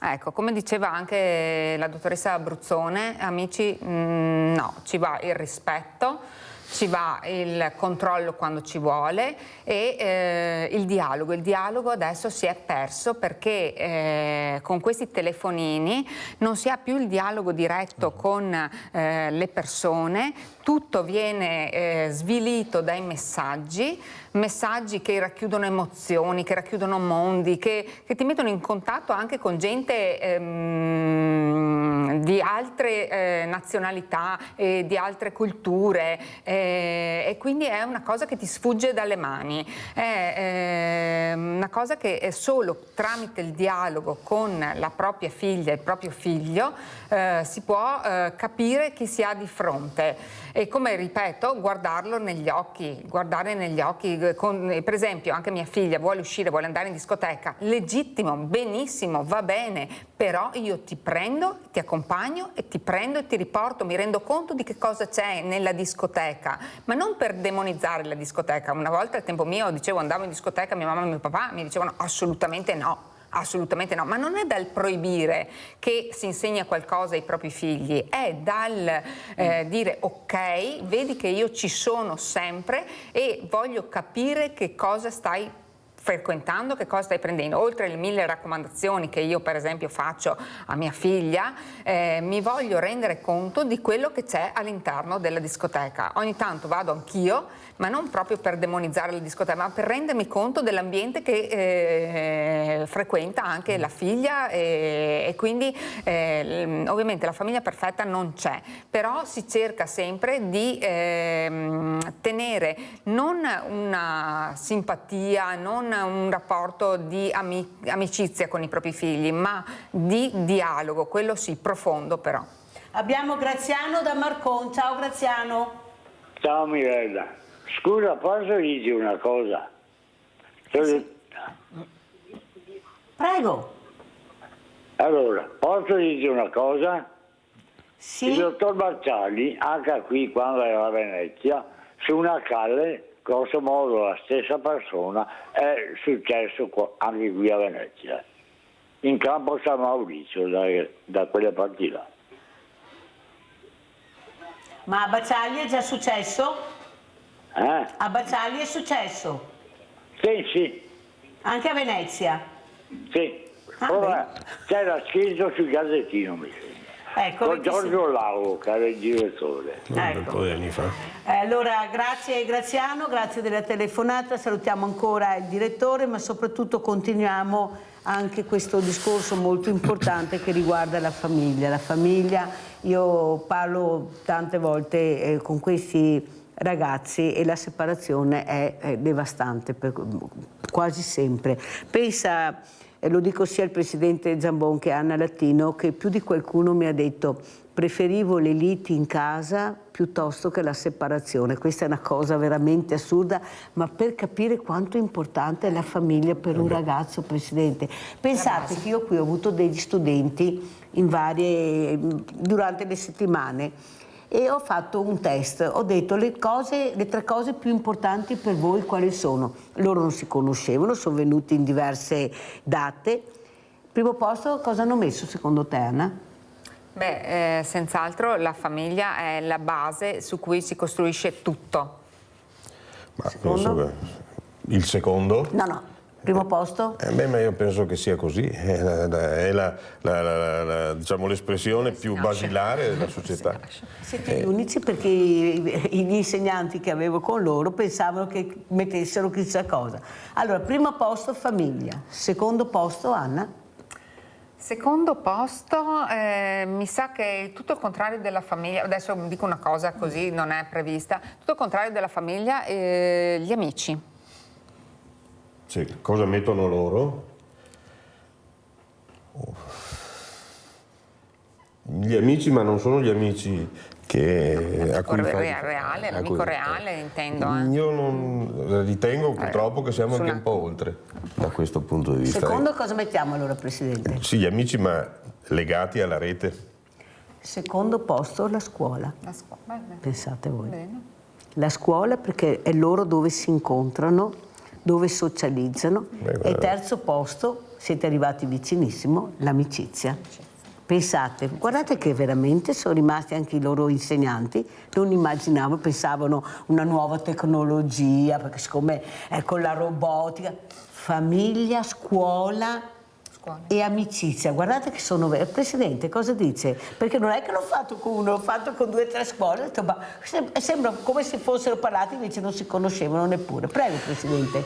No, ecco, io penso che comunque i nostri ragazzi sostanzialmente sono una società sana e non è che, perché ci sono casi particolari come quello di cui stavate parlando prima, che non rappresentano la maggioranza dei nostri ragazzi, perché se entriamo nelle nostre scuole vediamo, e li vediamo, non serve neanche andare a parlarci per capire che abbiamo di fronte anche una bella gioventù. Bravo. Ci sono le mele marce e quelle mele marce lì sono quelle che bisogna, non dico isolarle perché altrimenti facciamo l'inverso del ragionamento che abbiamo fatto prima sull'integrazione. Bisogna trovare il modo per motivarli.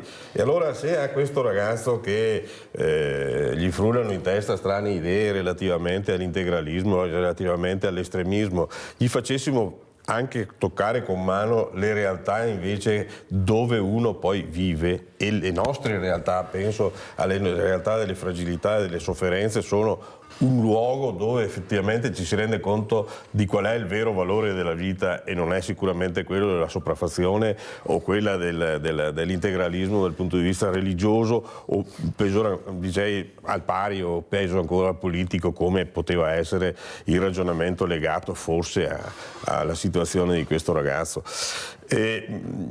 Loro, secondo me, questi ragazzi qua, che sono una minima parte, devono essere recuperati e non assecondati, perché in questi giorni c'è stata grande polemica sullo sgombero del centro sociale di Torino. No?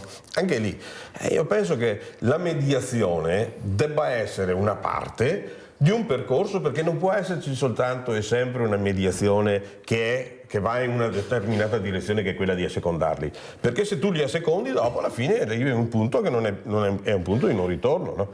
E quindi bisogna è brutto dire una cosa del genere, no? Ma non ha un termine che mi torna in questo momento diverso, c'è una correzione di percorso che va comunque messa in Però piedi. non si Chi è può che lo neanche fa? rivolgere, Presidente, come ha fatto la Ministra Bernini. Io ho avuto un grande dirigente scolastico rivolgendosi a questi ragazzi che protestavano dicendo siete dei piccoli comunisti. No, ma ecco, il problema è... Io penso che bisogna anche stare attenti perché rappresenti ma quello che stiamo dicendo è ci deve essere comunque non quello che accusa, perché nel caso il ministro si è lavato le mani dicendo comunisti non vi vado, ma è mica il modo di affrontare la questione. Bisogna comunque che a questi ragazzi che hanno queste posizioni, che evidentemente sono posizioni che non possono convivere con una società, perché nel momento in cui metti in piedi una sopraffazione sull'altra la società si spacca. In quel caso lì bisogna comunque intervenire, ma bisogna farlo realmente, non con lo slogan, perché la ministra li ha liquidati con uno slogan e quello secondo me non è assolutamente accettabile.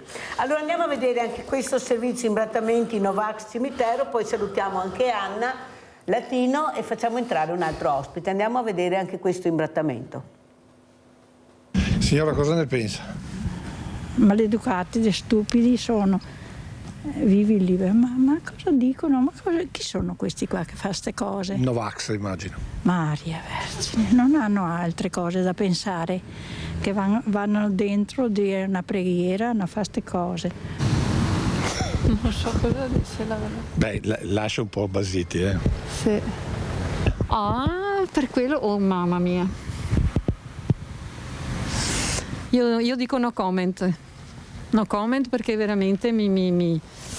Commenti che definiscono chiaramente il sentimento dei trevigiani davanti a queste azioni. Scritte rosse sulla parete nord del cimitero di Santa Bona fatte nella notte da ignoti che si sono firmati come Novax. E queste persone l'unico risultato che hanno ottenuto è quello di aver indignato tutti, al di là della posizione sui vaccini. Perché in democrazia, ha sottolineato l'assessore Sandro Zampese, giunto subito sul posto per rendersi conto dell'accaduto, ci sono ben altre forme di espressione che deturpare quello che per tutti è un luogo sacro perché dedicato alla memoria dei propri cari. Non ci sono parole per esprimere il disprezzo, il disgusto per atti vandalici di questo genere, per queste persone, questi criminali, questi animali che non solo hanno imbrattato scuole, ponti, abbiamo appena finito di sistemare il sottopasso di via Sarpi che era imbrattato, ma adesso intaccano anche i luoghi sacri, i luoghi dove riposano i nostri cari, i nostri defunti. Quindi questa secondo me è una soglia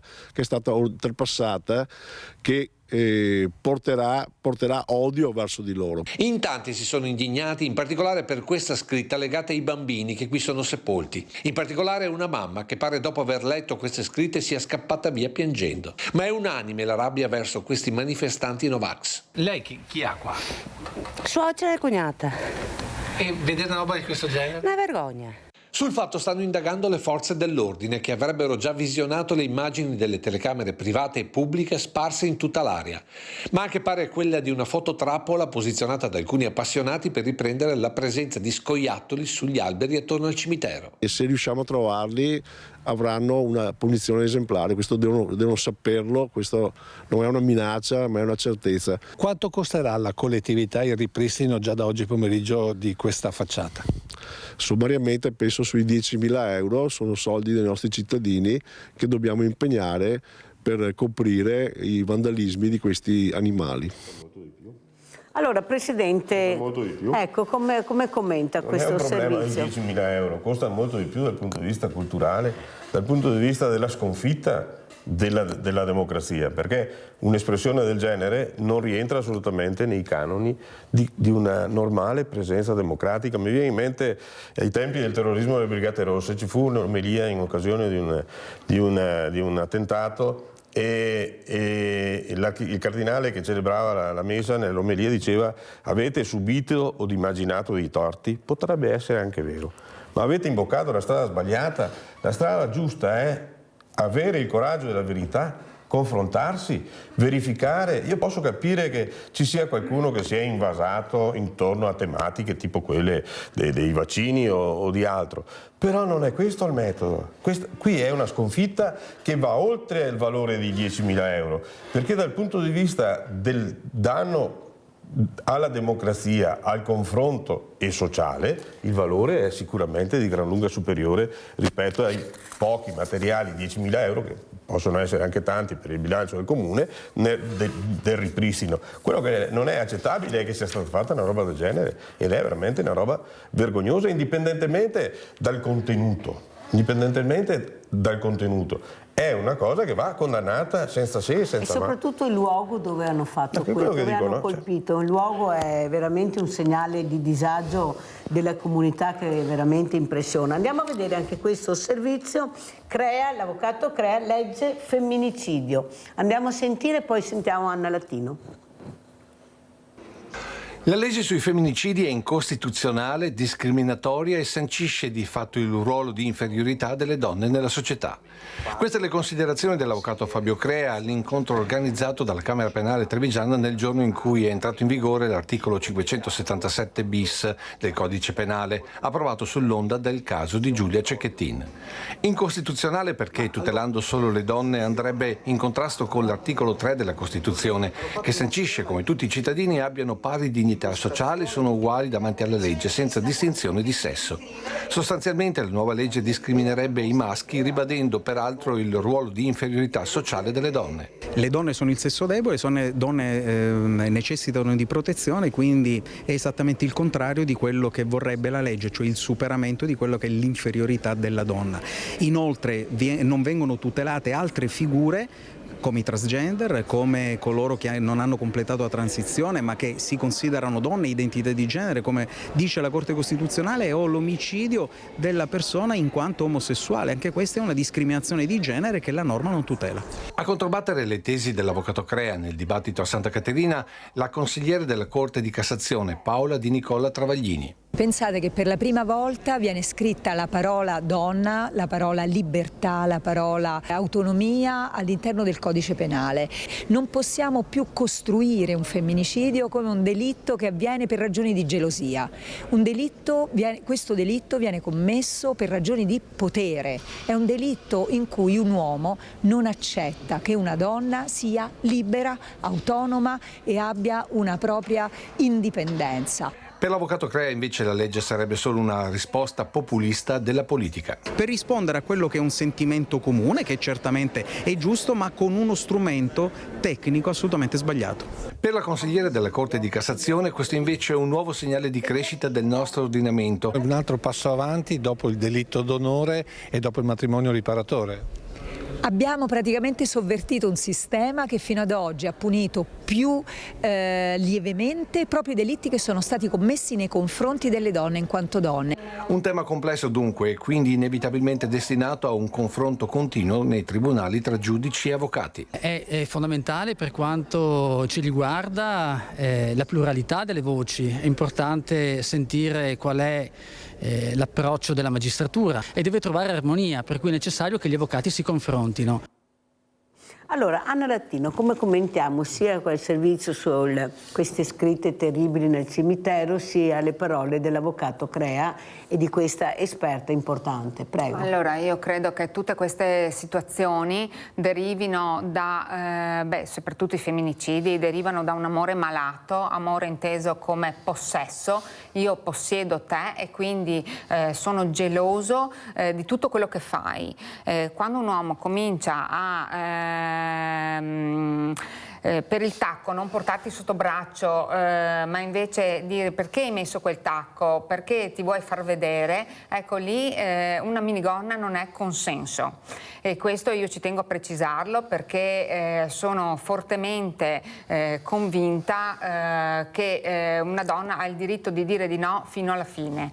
E poi per quanto riguarda le scritte le ritengo un atto vandalico, senz'altro, e senza fondamento scientifico, perché come diceva il dottor Zambon, appunto vogliono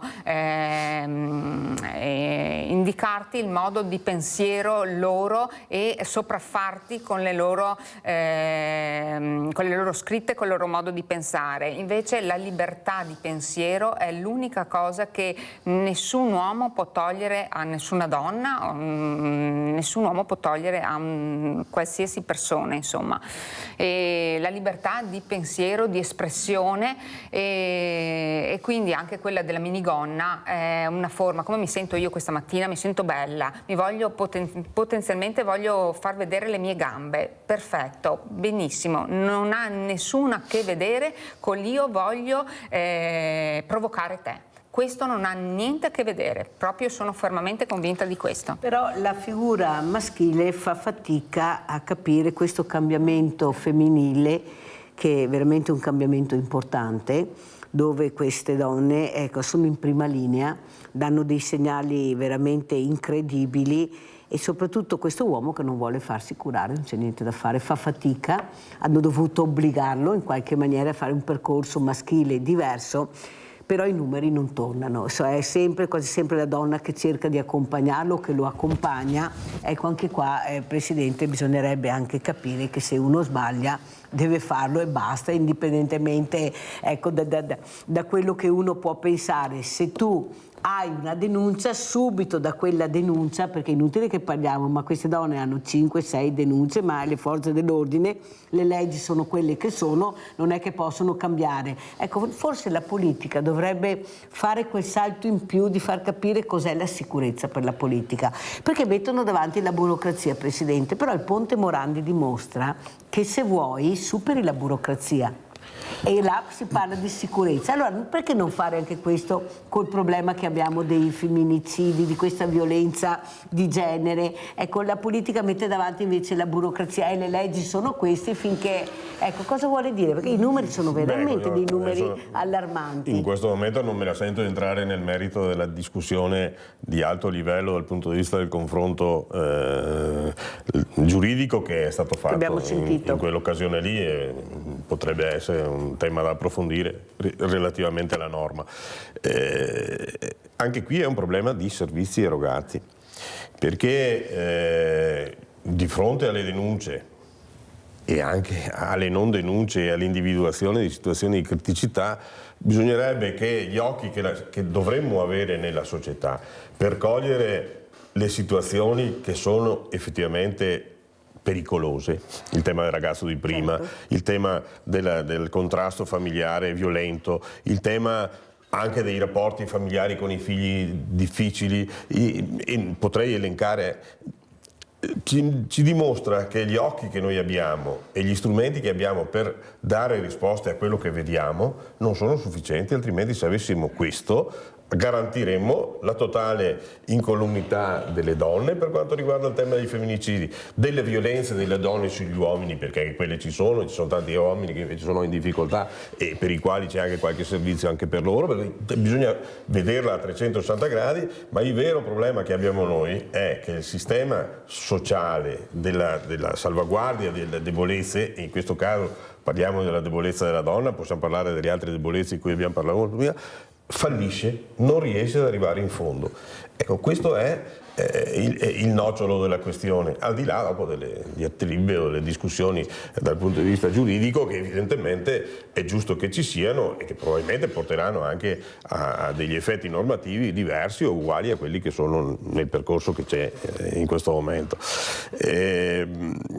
Ecco, io vedo, perché anche noi per esempio abbiamo un servizio della pronta emergenza sia maschile che femminile, e noto effettivamente che quando si arriva per tempo si evita il dramma, e questo è quello che dobbiamo fare. La prevenzione, la famosa prevenzione che però non si mette in atto. Ma perché purtroppo è come il tema sanitario, no? Dopo si tirano le somme e forse si riesce a dimostrare quanto importante è stato aver investito sulla prevenzione, ma anche sulla prevenzione più, fra virgolette, non è banale assolutamente, ma più pratica, penso agli screening del colon, penso agli screening, alla mammografia, eccetera, che questo territorio, penso alla provincia di Treviso, ha messo in piedi prima delle altre parti. E poi alla fine i risultati gli dati che allora i tumori, invece di essere arrivati allo stadio 4 e quindi essere ormai in una situazione che è difficilmente recuperabile, sono stati individuati al primo, e questo ragionamento deve essere spostato pari pari anche sulle altre criticità che la società esprime, e questa è una.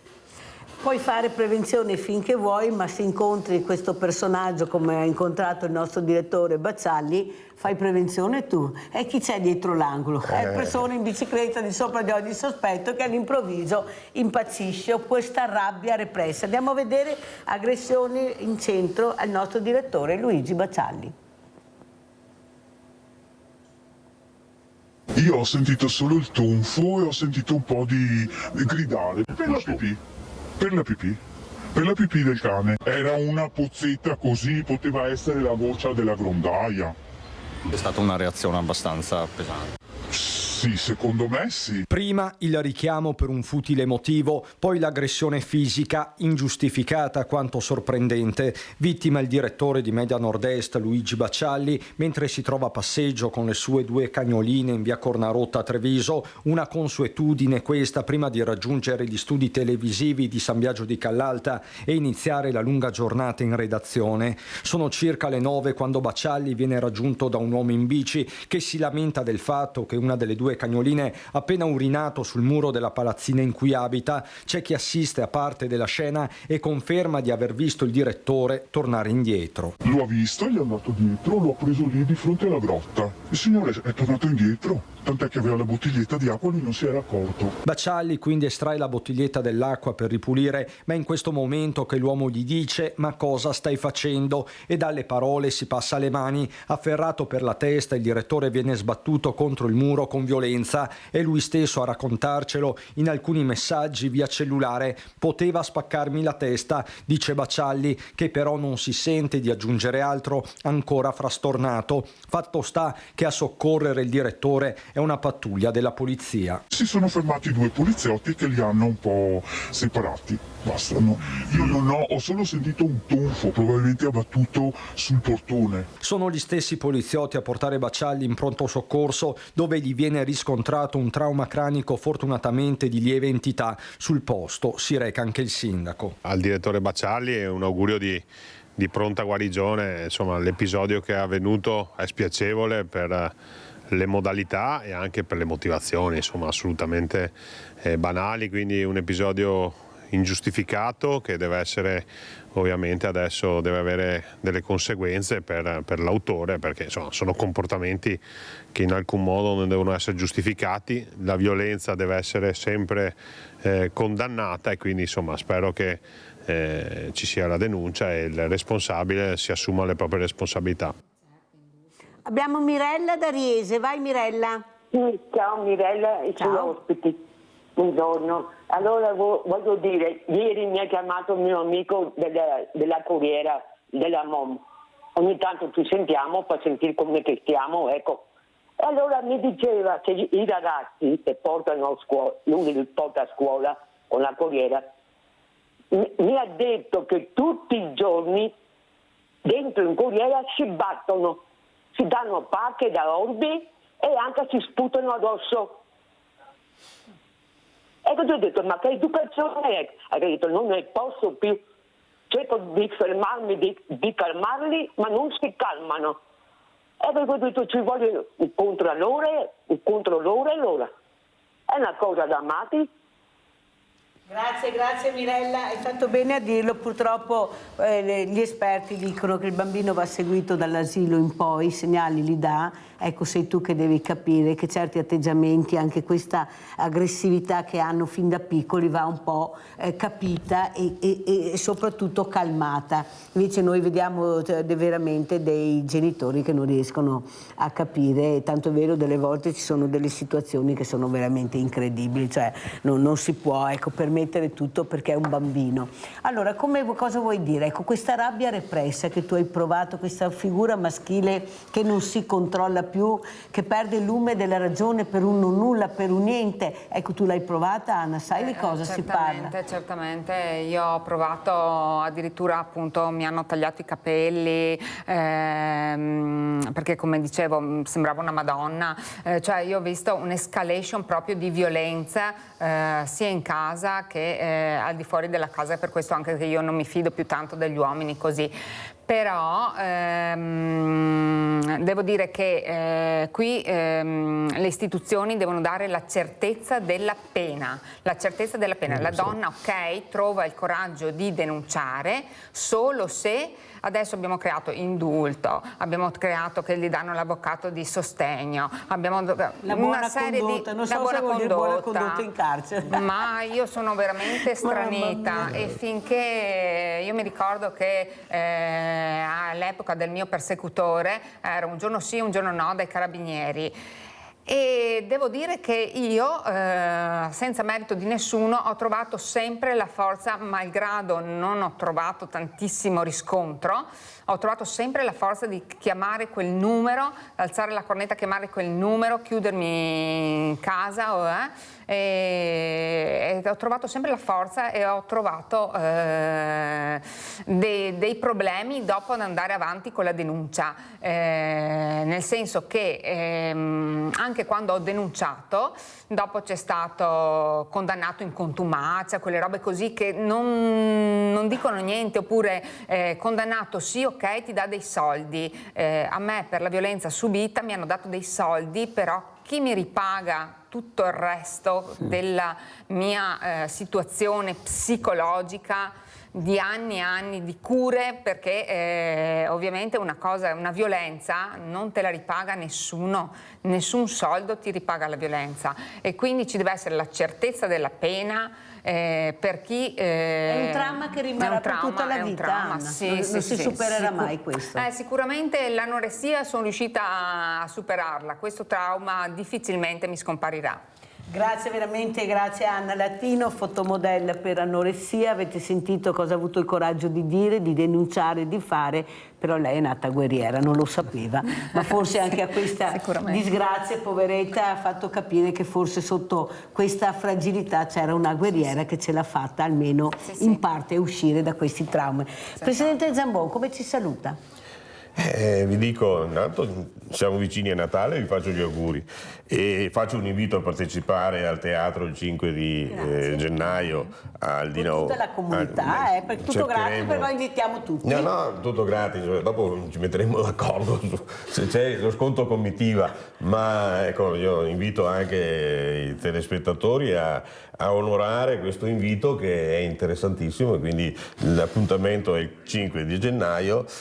Dico che la nostra associazione ha fatto questa trasformazione, è diventata fondazione, cercheremo di dare ancora meglio, erogare ancora meglio il nostro servizio, perché giustamente le sofferenze bisogna cercare di alleviarle e bisogna capire che, e essere sempre più consapevoli che la nostra comunità ha nella propria nella sua composizione delle fragilità, e quelle fragilità sono delle risorse. Allora sentiamo altre. Livio, poi saluto gli ospiti. Vai Livio, veloce. Ciao Mirella, e saluto i tuoi ospiti. Ma questa ignobile aggressione al direttore Baccialli secondo me è stata compiuta da una persona che non è malato di mente, insomma, non si è mai... questo sarà successo, ecco. Grazie. Infatti la salute mentale è un tema molto delicato che dovrà affrontare anche la politica, perché stanno girando liberamente nelle nostre comunità, e questi vanno assolutamente fermati. Allora noi regaliamo anche a Floriano Zambon questa calla di Sabrina, questa ragazza che sta lottando, è il vetro di Burano, per farsi capire che nonostante le difficoltà di queste famiglie trovano ancora i gesti per aiutare altre fragilità e ricordare che è Natale. Perciò la diamo al Presidente Zambon, ad Anna gliel'abbiamo già data, ringraziamo anche la nostra Anna Latino, grazie di esistere nel vero senso della parola, e la vedremo testimonial il 5 di gennaio al Dina Orsi di Conegliano. Grazie, grazie pubblicità. Grazie.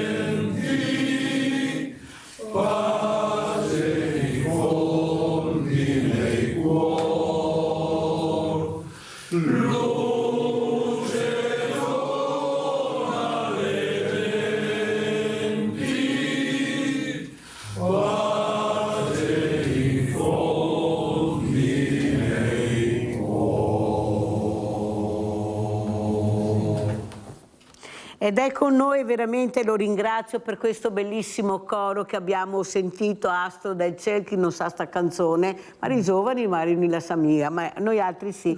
Ed è Faustino Lorenzetto, che è Passione e Tradizione. Allora Faustino, perché questo coro, ricordare questo bellissimo motivo, prego. Allora, niente. Astro del Ciel. Uno dei cugini di campagna, qui dell'Oasi, e mi ha detto guarda che ai Alpini Treviso che c'è un gruppo che fa un coro, ma insomma, e ora mi era un po' incuriosito, ho detto quasi quasi vuoi conoscerlo per fare un servizio, perché insisto a Creda del canta partita, tant'è che mi ha dato un foglio, mi sono messo a cantare. Con cantare che mi sono, non so se si ho fatti scappare, però con cantare che a notte ho dormito da Dio, ho detto questa è la terapia giusta. E questi qua, la roba più bella che ha, le volte che va, no? È che proprio accomunai, che è un consiglio, qualche battuta, perché qualcuno chiaramente magari stecca, non c'è musica, te canti solo delle parole.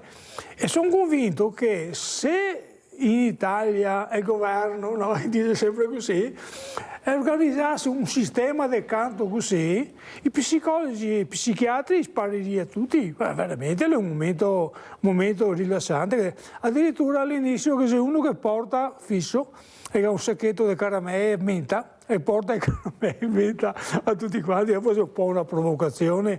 E mi sono tenore, ma no, parto la seconda volta, non mi sento bene. E io domando qui in fiamma perché non sento. Guarda che sembra magari che quando vai in Parlamento, prima di iniziare di capire cosa che ha bisogno questo paese, ma che facesse tutti insieme un bel coro per capire che dopo magari poteria legiferare anche meglio. Bellissima esperienza, veramente. Allora, questo presepe che hai portato, guardate che bel presepe che ha portato Faustino questa mattina, chi l'ha fatto intanto? Questo qua c'è una collaborazione tra me e Menevodo Enrico, che siccome che bisogna lavorare di punteruoi, allora io ho fatto tutti quanti i nastri per preparare e si insegna anche perché dopo parte con l'iniziativa, adesso non so se la regia riesce a inquadrare, e ho fatto Gesù Bambino. Nonno, guarda, io portai a scuola perché ecco dove c'è la soluzione dei problemi. A Santa Cristina, che c'è una scuola elementare con 3 classi, dei insegnanti che hanno una passione incredibile, io ho fatto la recita, e qui alla religione ho detto bambini, fate con il materiale naturale, portate, adesso non so qualche decine di presepi all'interno della scuola. Che bello! E c'è qua che uno si appassiona e si interessa. A manualità anche. A manualità. E rispetto. Rispetto, e dopo anche a cantare, io ho fatto una recita che poi andavo a fare la Fenice, perché veramente, cioè, 3 maestri, 3 influencer raffreddori, no? Non riesce mai ad avere un gruppo, diremo, omogeneo, completo. Però il piccolo è bello, ma anche se c'è la volontà funziona. Perché tra l'altro la bella notizia è che anche quest'anno si è iscritto tantissimi ragazzi in più sulla prima elementare. Cioè vuol dire che se a prima elementare, o se vuoi anche a me, non raggiunge 15 bambini, il Ministero la chiude. Dopo qualcuno, dopo eccetera, si riorganizza, insomma, ecco. Saluto anche Paolo Mare, sindaco di Castelcucco. Buongiorno sindaco, che piacere, tanto che non ci vediamo. Ciao Mirella, ciao a te e a tutti i tuoi spettatori. Allora, il presepe, i valori, le tradizioni, i giovani, gli anziani, i femminicidi, qua non sappiamo neppure più dove girarci. Ecco, dietro l'angolo abbiamo il fuori di testa. Cosa dice? Com'è la situazione? Perché voi sindaci siete in prima linea ormai da mesi, da anni, con questi ragazzini, con questi anziani truffati, qua non si sa più cosa fare. Prego, furti. Con l'elmetto ormai siamo, Mirella, siamo sempre purtroppo in balia di tutto e di tutti. Noi per primi sindaci purtroppo, perché tutti si rivolgono a noi, tanto più nei comuni piccoli come il mio, dove effettivamente la gente si aspetta dal sindaco avere rassicurazioni rispetto a una situazione che purtroppo ogni giorno degrada sempre di più e anche nelle nostre zone, che sono sempre state delle zone assolutamente tranquille, purtroppo questa situazione si sta palesando in tutta la sua gravità. Abbiamo ragazzi giovani e soprattutto immigrati di seconda generazione che imperversano anche nelle nostre zone, delle baby gang che non ci sono soltanto a Treviso, ma ci sono anche in realtà come la mia. Questo non vuol dire che effettivamente ci sia una situazione di totale insicurezza, però effettivamente pervade in ciascuno di noi, in qualsiasi cittadino, un sentimento, diciamo, di insicurezza che negli anni purtroppo si sta evidenziando sempre di più, cosa che da noi non era assolutamente consueta. Però, Sindaco, dobbiamo anche dire che oltre a parlare bisogna agire con questi ragazzi. Ecco, stiamo parlando anche di ragazzi a volte molto giovani. Possibile che non si riesca a fermare? Perché io dico sempre abbiamo dei numeri veramente residui rispetto ai bravi ragazzi. Il problema è che nessuno vuole fermare questi ragazzi, nel senso che hanno tutta, quasi sempre, la legge che li tutela in maniera anche eccessiva. Sarebbe il caso invece di iniziare a capire che hai sbagliato, paghi nel modo giusto. Magari io ho avuto anche un presidente del basket in sedia a rotelle che ha detto perché non averli anche con noi, integrarli anche con questa realtà, con queste discipline, e io ho detto ma gli hanno mai chiesto di fare anche appunto di cercare di accoglierli anche in queste veramente situazioni sportive importanti? No, non mi ha mai chiesto nessuno. Ma lei sarebbe disposto, ho detto Presidente, a prendere? Certo che sì. Certo che sì. Allora forse dobbiamo anche capire che tutte le associazioni che abbiamo, Sindaco, forse servirebbero anche ad aiutare, ecco, a non isolare sia i ragazzi che la comunità. Cosa ne pensa?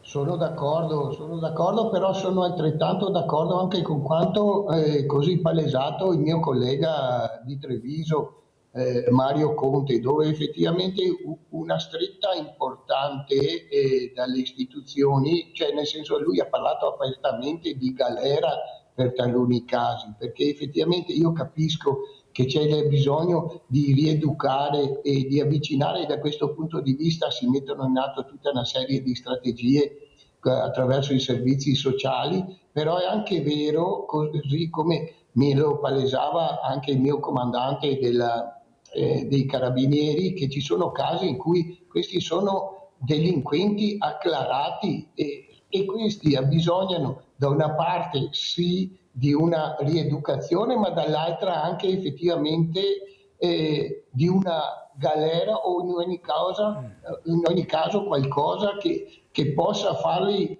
ravvedere dalle loro posizioni, altrimenti qua non se ne viene fuori.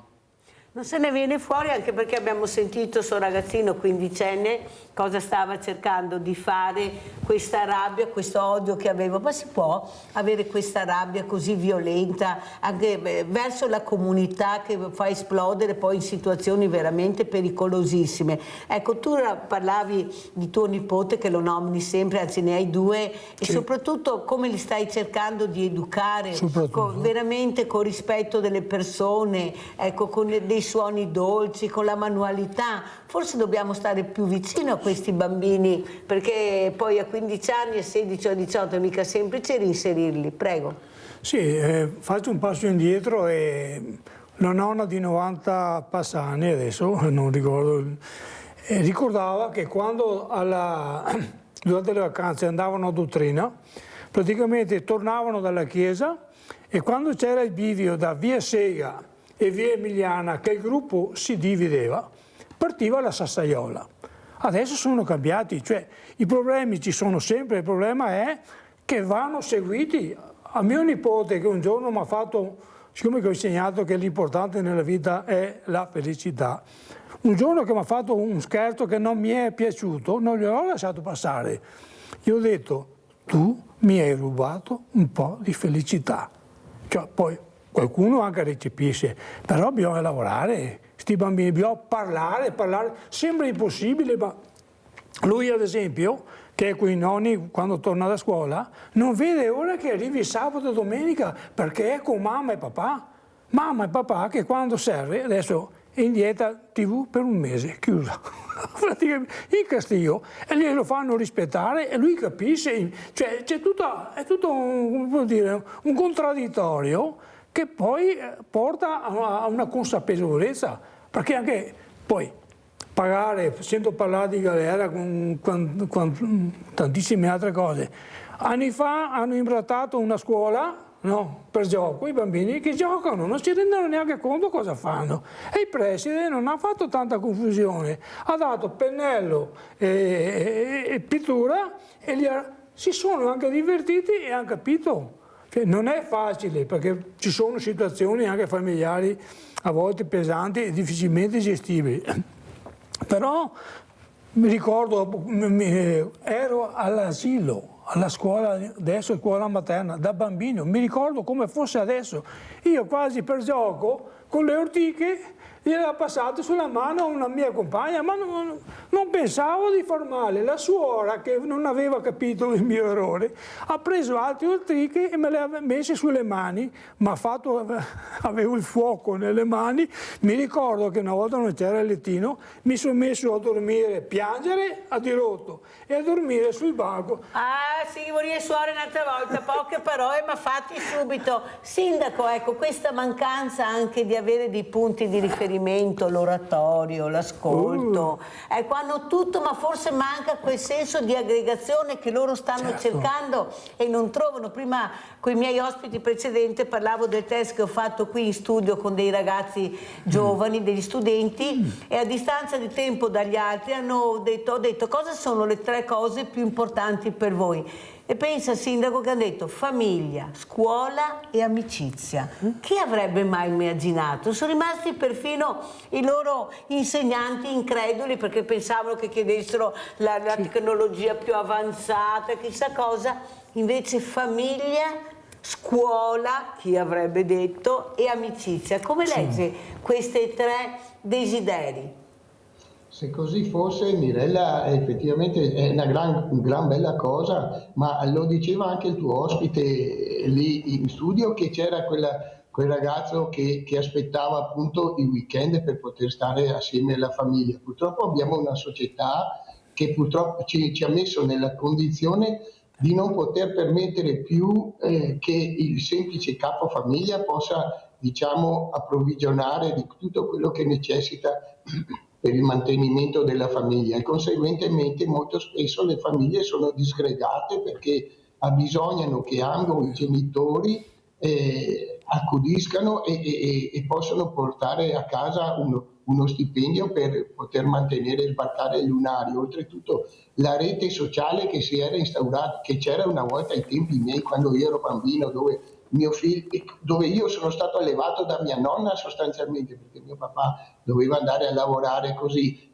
oppure c'era qualcun altro che pensava a noi, anche semplicemente i nostri vicini di casa. Adesso queste cose non esistono più. Il nostro vicino di casa, nella migliore delle ipotesi, è importante che sia sostanzialmente una figura che è per noi, che non rappresenti nulla, perché molte volte è motivo di disputa, di discussione tra di noi, per cui chiaramente c'è una società che è in disgregazione. Allora in primis le famiglie che non possono che non possono permettersi di essere il primo punto di aggregazione per il ragazzo, per il giovane, per dare degli spunti per poter crescere nel miglior modo possibile. E poi via via la società e poi la scuola, che non è più un punto di riferimento, perché ormai gli abbiamo dato troppa discrezionalità, troppa libertà d'azione ai nostri giovani, tali per cui l'insegnante, che una volta era la figura di riferimento e che aveva sempre ragione a prescindere, così non è più, per cui mancano tutti questi punti di riferimento. È evidente che il ragazzo poi è in balia di quella che è una società che con l'avvento dei social e tutte queste cose qua è stritolato e non ha più dei punti di riferimento. Allora andiamo a vedere anche questi proprio bulli a Castelcucco e poi lo commentiamo sia con il sindaco Paolo Mares che col nostro Faustino Lorenzetto. Andiamo a sentire. Hanno suonato il campanello e volevano che mio figlio uscisse di casa con la scusa di fare 2 parole, eccetera, e la loro intenzione era effettivamente quella di minacciarlo, ovviamente in tasca. Dopo è saltato fuori un coltello. Nel mentre facevano questo l'hanno pure ripreso con il telefono. A parlare la mamma del 14enne che a Castelcucco è stato minacciato in casa da 4 ragazzi coetanei o di poco più grandi, tutti minorenni, che stando al suo racconto gli avrebbero puntato un coltello alla gola. La mamma era a fare la spesa, il gruppetto, tutti residenti nei comuni vicini, non si è fatto scrupolo di saltare la recinzione pur di aggredire il 14enne. Poi sono scappati, venendo identificati in un parco poco lontano dai carabinieri, allertati sempre dalla mamma della vittima. Ragazzi che non hanno paura di niente, dice, tutti di seconda generazione. Mio figlio sì, li conosce, io era già da 4-5 mesi che l'avevo tirato via, appunto insomma non volevo che uscisse più con determinate persone e basta, gli avevo fatto anche cambiare numero di telefono. Sono venuti per minacciarlo dicendo devi chiedere scusa a questo, devi chiedere scusa a quello. Cioè, questi ragazzini qua sono nella loro testa, sono i re della strada praticamente. Le famiglie dei baby bulli, tutti tra i 14 e i 16 anni, non si sono fatte vive. In un caso hanno anche cercato di minimizzare, si sarà trattato di un gioco, hanno cercato di spiegare i genitori di uno di loro. Se magari fossi riuscita a parlare anche con i genitori e a spiegare la situazione, probabilmente magari avremmo, non dico trovato una soluzione, però almeno fargli capire, guardate che i vostri figli vanno in giro a fare queste cose. Se mio figlio fa una roba del genere, per quanto poco, un provvedimento lo prendo. Dell'episodio è stato informato anche il sindaco Paolo Mares. Non è la prima volta che a Castelcucco accadono fatti del genere. Di recente, tra l'altro, dei ragazzi sono entrati e hanno imbrattato anche la scuola media. Di fatto è una situazione purtroppo che si sta evolvendo sempre peggio anche nei comuni piccoli come i nostri, dove di fatto in passato questo tipo di questioni assolutamente non esistevano. Per noi è inimmaginabile che un ragazzo arrivi, esca, vada a far festa con un coltellino in tasca. Non è nella nostra mentalità, non è nel nostro DNA, per cui evidentemente c'è da fare un grosso lavoro ovviamente con i ragazzi, ma anche e soprattutto oserei dire con le famiglie. Vivere così, esci di casa, tuo figlio ti esce di casa, non sai neanche se ti torna o se ti torna intero. No, non va bene, qua ci vogliono dei provvedimenti, sia da parte dei genitori, da parte anche della legge stessa. Sindaco, appunto, i genitori, quando lei li incontra, ma è mai possibile che non si riesca a capire che sono giochi pericolosi? Addirittura hanno suonato il campanello anche con una certa sfacciataggine. Ecco, io non riesco a capire, i genitori una volta avevano 10 figli, non avevano da mangiare, non avevano da vestire, non avevano i mezzi che abbiamo noi anche tutti i giorni per pulire, per andare a lavorare. Eppure non c'erano questi problemi esagerati, bastava un'occhiata. Questi continuano a dire non riusciamo a fare i genitori. Ecco, cosa vuole dire? Come ha vissuto questo episodio veramente che fa pensare che bisogna pur fermarsi i ragazzini o no, sindaco? Mirella, bisogna capire a chi ci rivolgiamo. Nella fattispecie io ho incontrato personalmente tutte e 4 le famiglie dei ragazzi che erano coinvolti in questa questione e assieme ovviamente ai ragazzi stessi.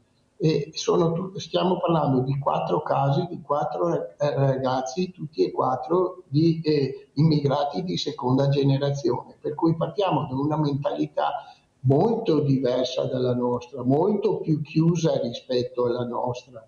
Per cui da questo punto di vista bisogna andare un po' con i piedi di piombo, nel senso che io ho parlato con i genitori, anche delle brave persone e gli stessi ragazzi con i quali appunto ho interloquito in questo frangente, sembrano dei bravissimi ragazzi e poi purtroppo quando si trovano nel gruppo diventa proprio un branco a tutti gli effetti, per cui si sentono, come si dice, immortali e onnipotenti. Allora c'è da fare questa azione, così come parlavo anche nel mio intervento nel servizio, c'è da fare questa azione con le famiglie stesse, perché effettivamente arrivano da una mentalità ben diversa, dove il fatto di avere un coltello in tasca è la quotidianità, è la normalità, cosa che per noi assolutamente, fortunatamente ancora non esiste, però è evidente che poi si trovano anche con i nostri e magari per una questione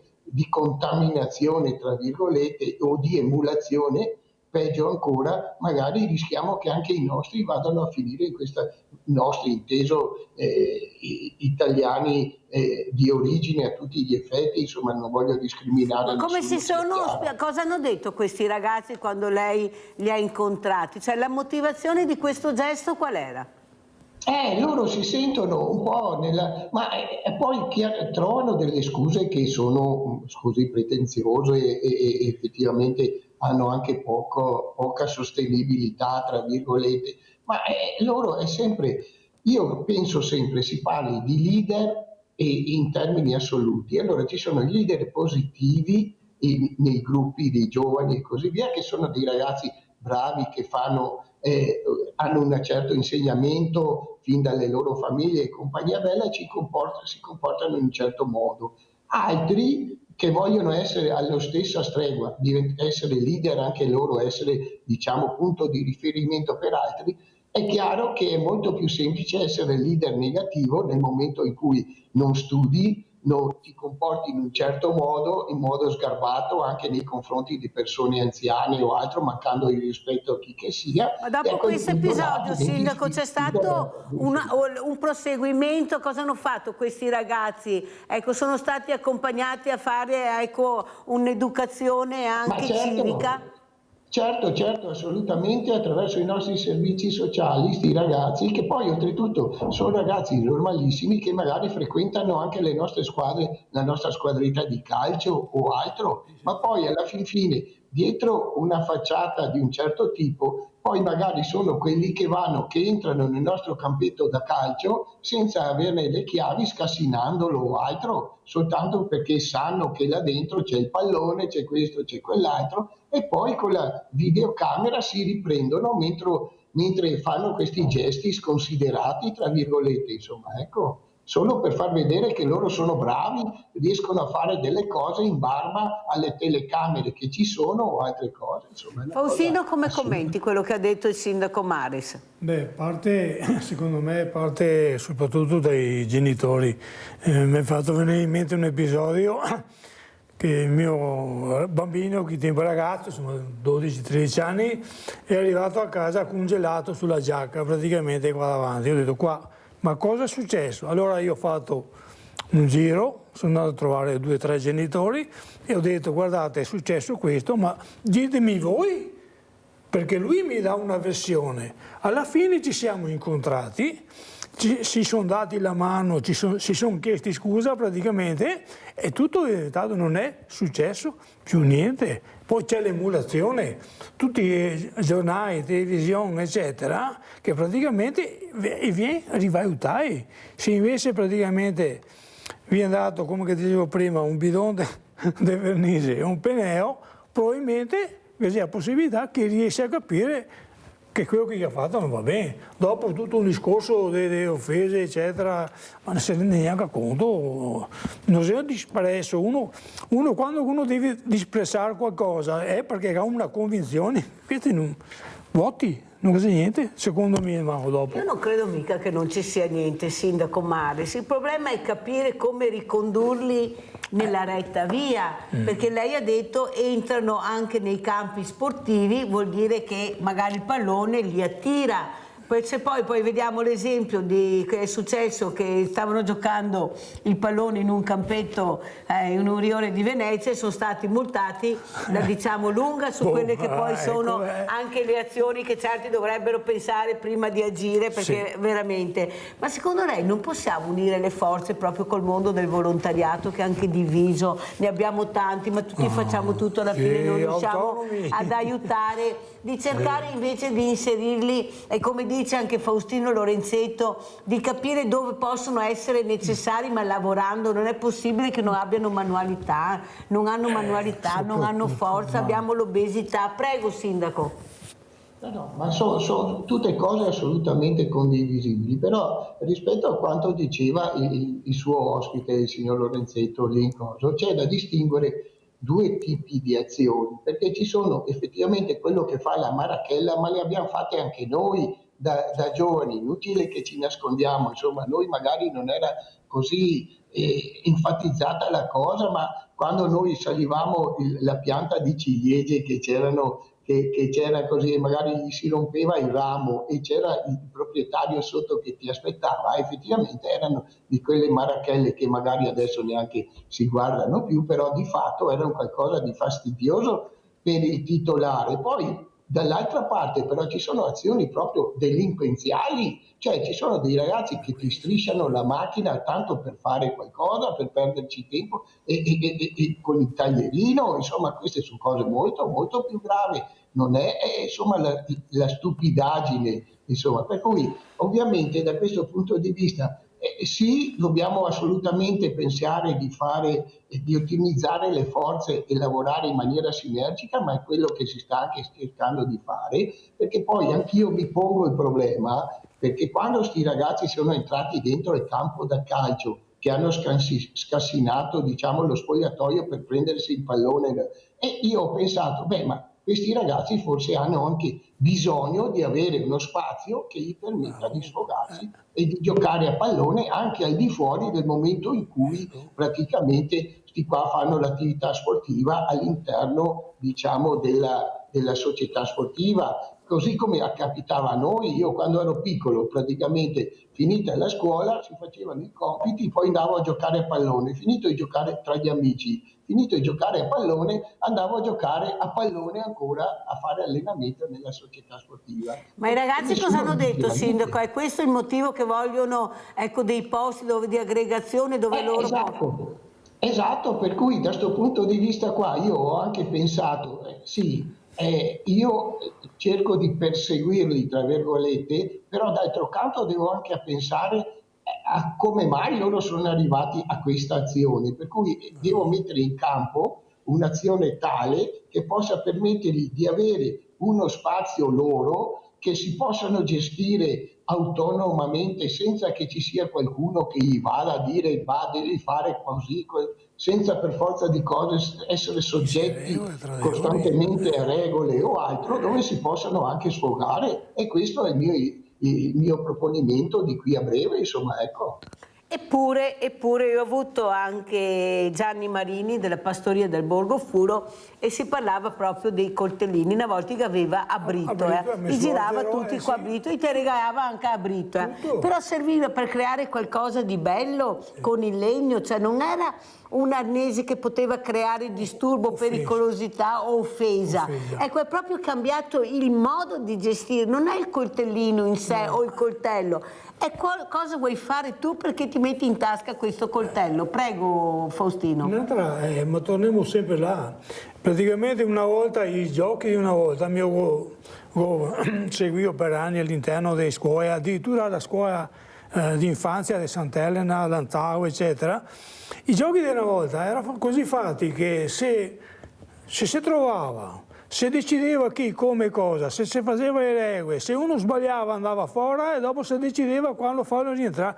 Là vuol dire cominciare a educarsi a vita democratica, no mi te dao o mi suo violento perché mi vado a farlo. Cioè anche queste robe qua manca.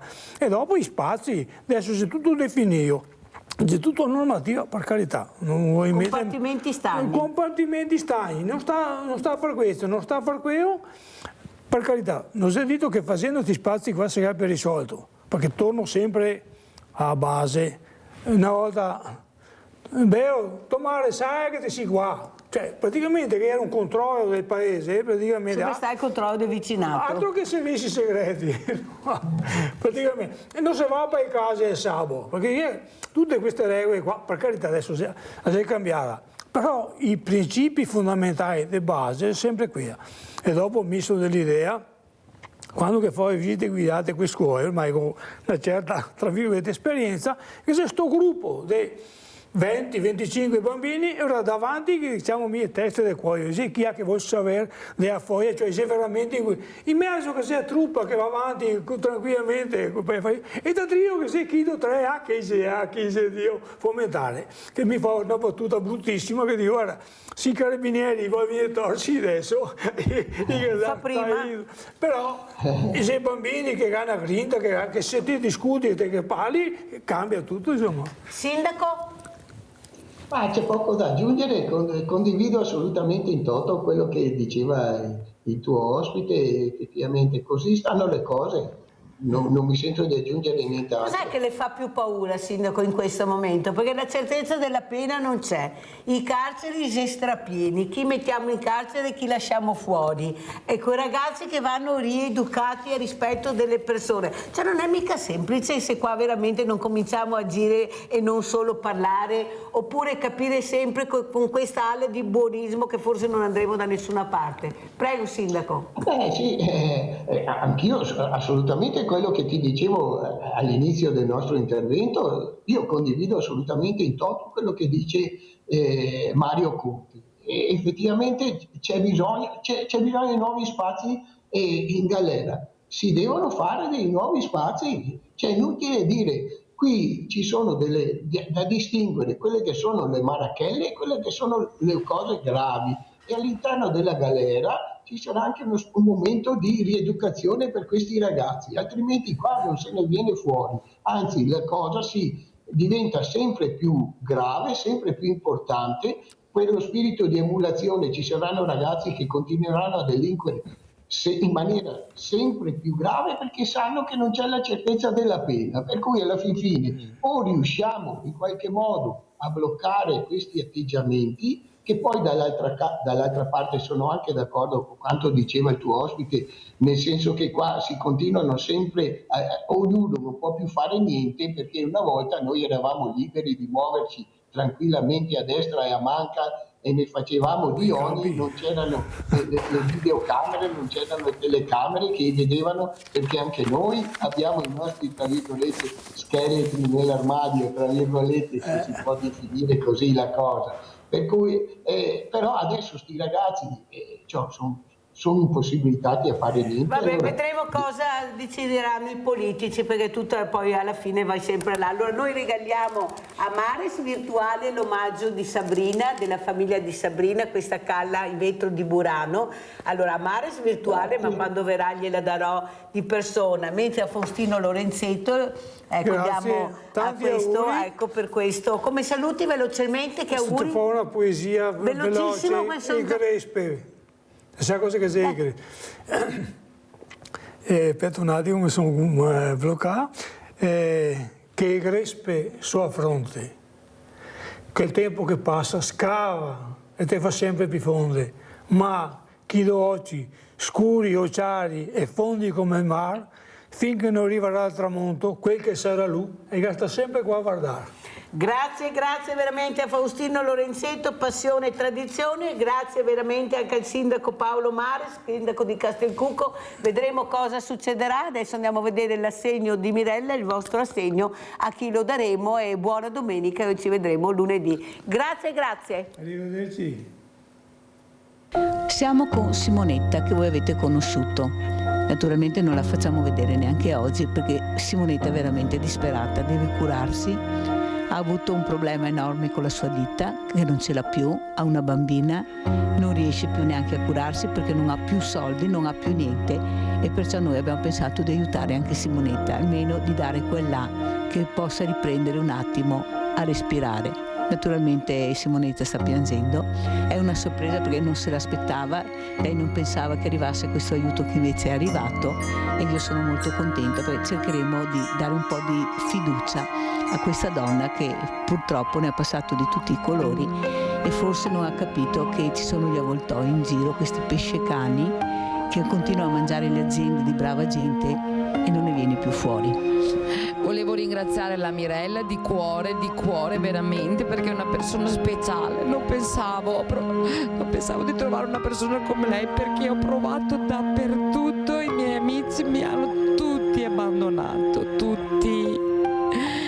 Ecco, e ringrazio tutte le persone che collaborano qui con Rete Veneta, ma amate Mirella perché è il sole in questa terra. C'è qualcosa che ti rimproveri che hai fatto e che non avresti dovuto fare? Ho fatto degli errori nell'azienda, secondo me. Sono stata troppo buona con delle persone, mi sono fidata di certe persone che pensavo fossero delle persone che mi aiutavano nell'azienda, ma che invece mi hanno solo abbandonato e fatto i suoi propri interessi. Ascolta, a quelle persone che anche in questo momento, te ne posso assicurare che ce ne sono tantissimi, si trovano nella tua situazione, dopo quello che hai passato più, cosa vorresti dire? Io dico, guardate, anch'io ero tanto disperata, anche settimana scorsa mi trovavo disperata, ho visto delle situazioni peggiori anche delle mie, ma finché ho leggermente questa salute che mi tiene in piedi, dico va bene. Però guardate, non smettete mai di credere, perché prima o poi qualcosa viene fuori, come è capitato a me. Io è da 5 anni che navigo senza una lira in tasca. Oggi che giorno è? Lo possiamo segnare nel calendario, cos'è, il 16 ottobre 2019, ho trovato un raggio di sole in questo meraviglioso giardino, quindi non disperate. Anch'io ho pensato tante volte al suicidio, cose così, però non è giusto. Perché è una bambina? Ha una bambina piccola, 2 genitori anziani, lo so, e il mio problema sempre che magari mi prendono la bimba, perché ho anche un fallimento alle spalle, purtroppo personale. Perciò tu sai però che prima di prendere bambina ci vogliono delle prove, delle conseguenze anche drammatiche. Tu una casa ancora ce l'hai? Ce l'ho. Adesso ti abbiamo messo anche l'avvocato, vediamo cosa succederà anche con l'avvocato. Allora guarda, noi ti diamo l'assegno della grande famiglia di Rete Veneta. Mamma, grazie. Mamma, grazie mille, mamma mia. Non ho parole dalla vita che non vedo questi soldi qua. Avevo una ditta grossa anch'io. Mi ricordo che io, comunque Mirella, ti dico, ho aiutato anch'io tante persone, però non avevo aiutato mai perché tu non avevi bisogno, ma le altre persone veramente mi hanno abbandonato, mi hanno detto no Simonetta, io non posso darti niente, e sono le persone più ricche quelle, la grande famiglia di Rete Veneta, però lo so, quindi io dico continuate ad aiutare Rete Veneta, perché ce ne sono tante persone che hanno bisogno non solo anche di soldi, ma anche di parlare dei loro problemi, di essere ascoltate. Con queste parole noi vi ringraziamo, vi ringrazio anch'io. Anche questa settimana, come vedete, abbiamo aiutato una persona, una famiglia, 2 genitori anziani che morirebbero di crepacuore se questa figlia andasse a finire male, e perciò noi cerchiamo di rimetterli in piedi. Dopo sta a loro, perché è giovane,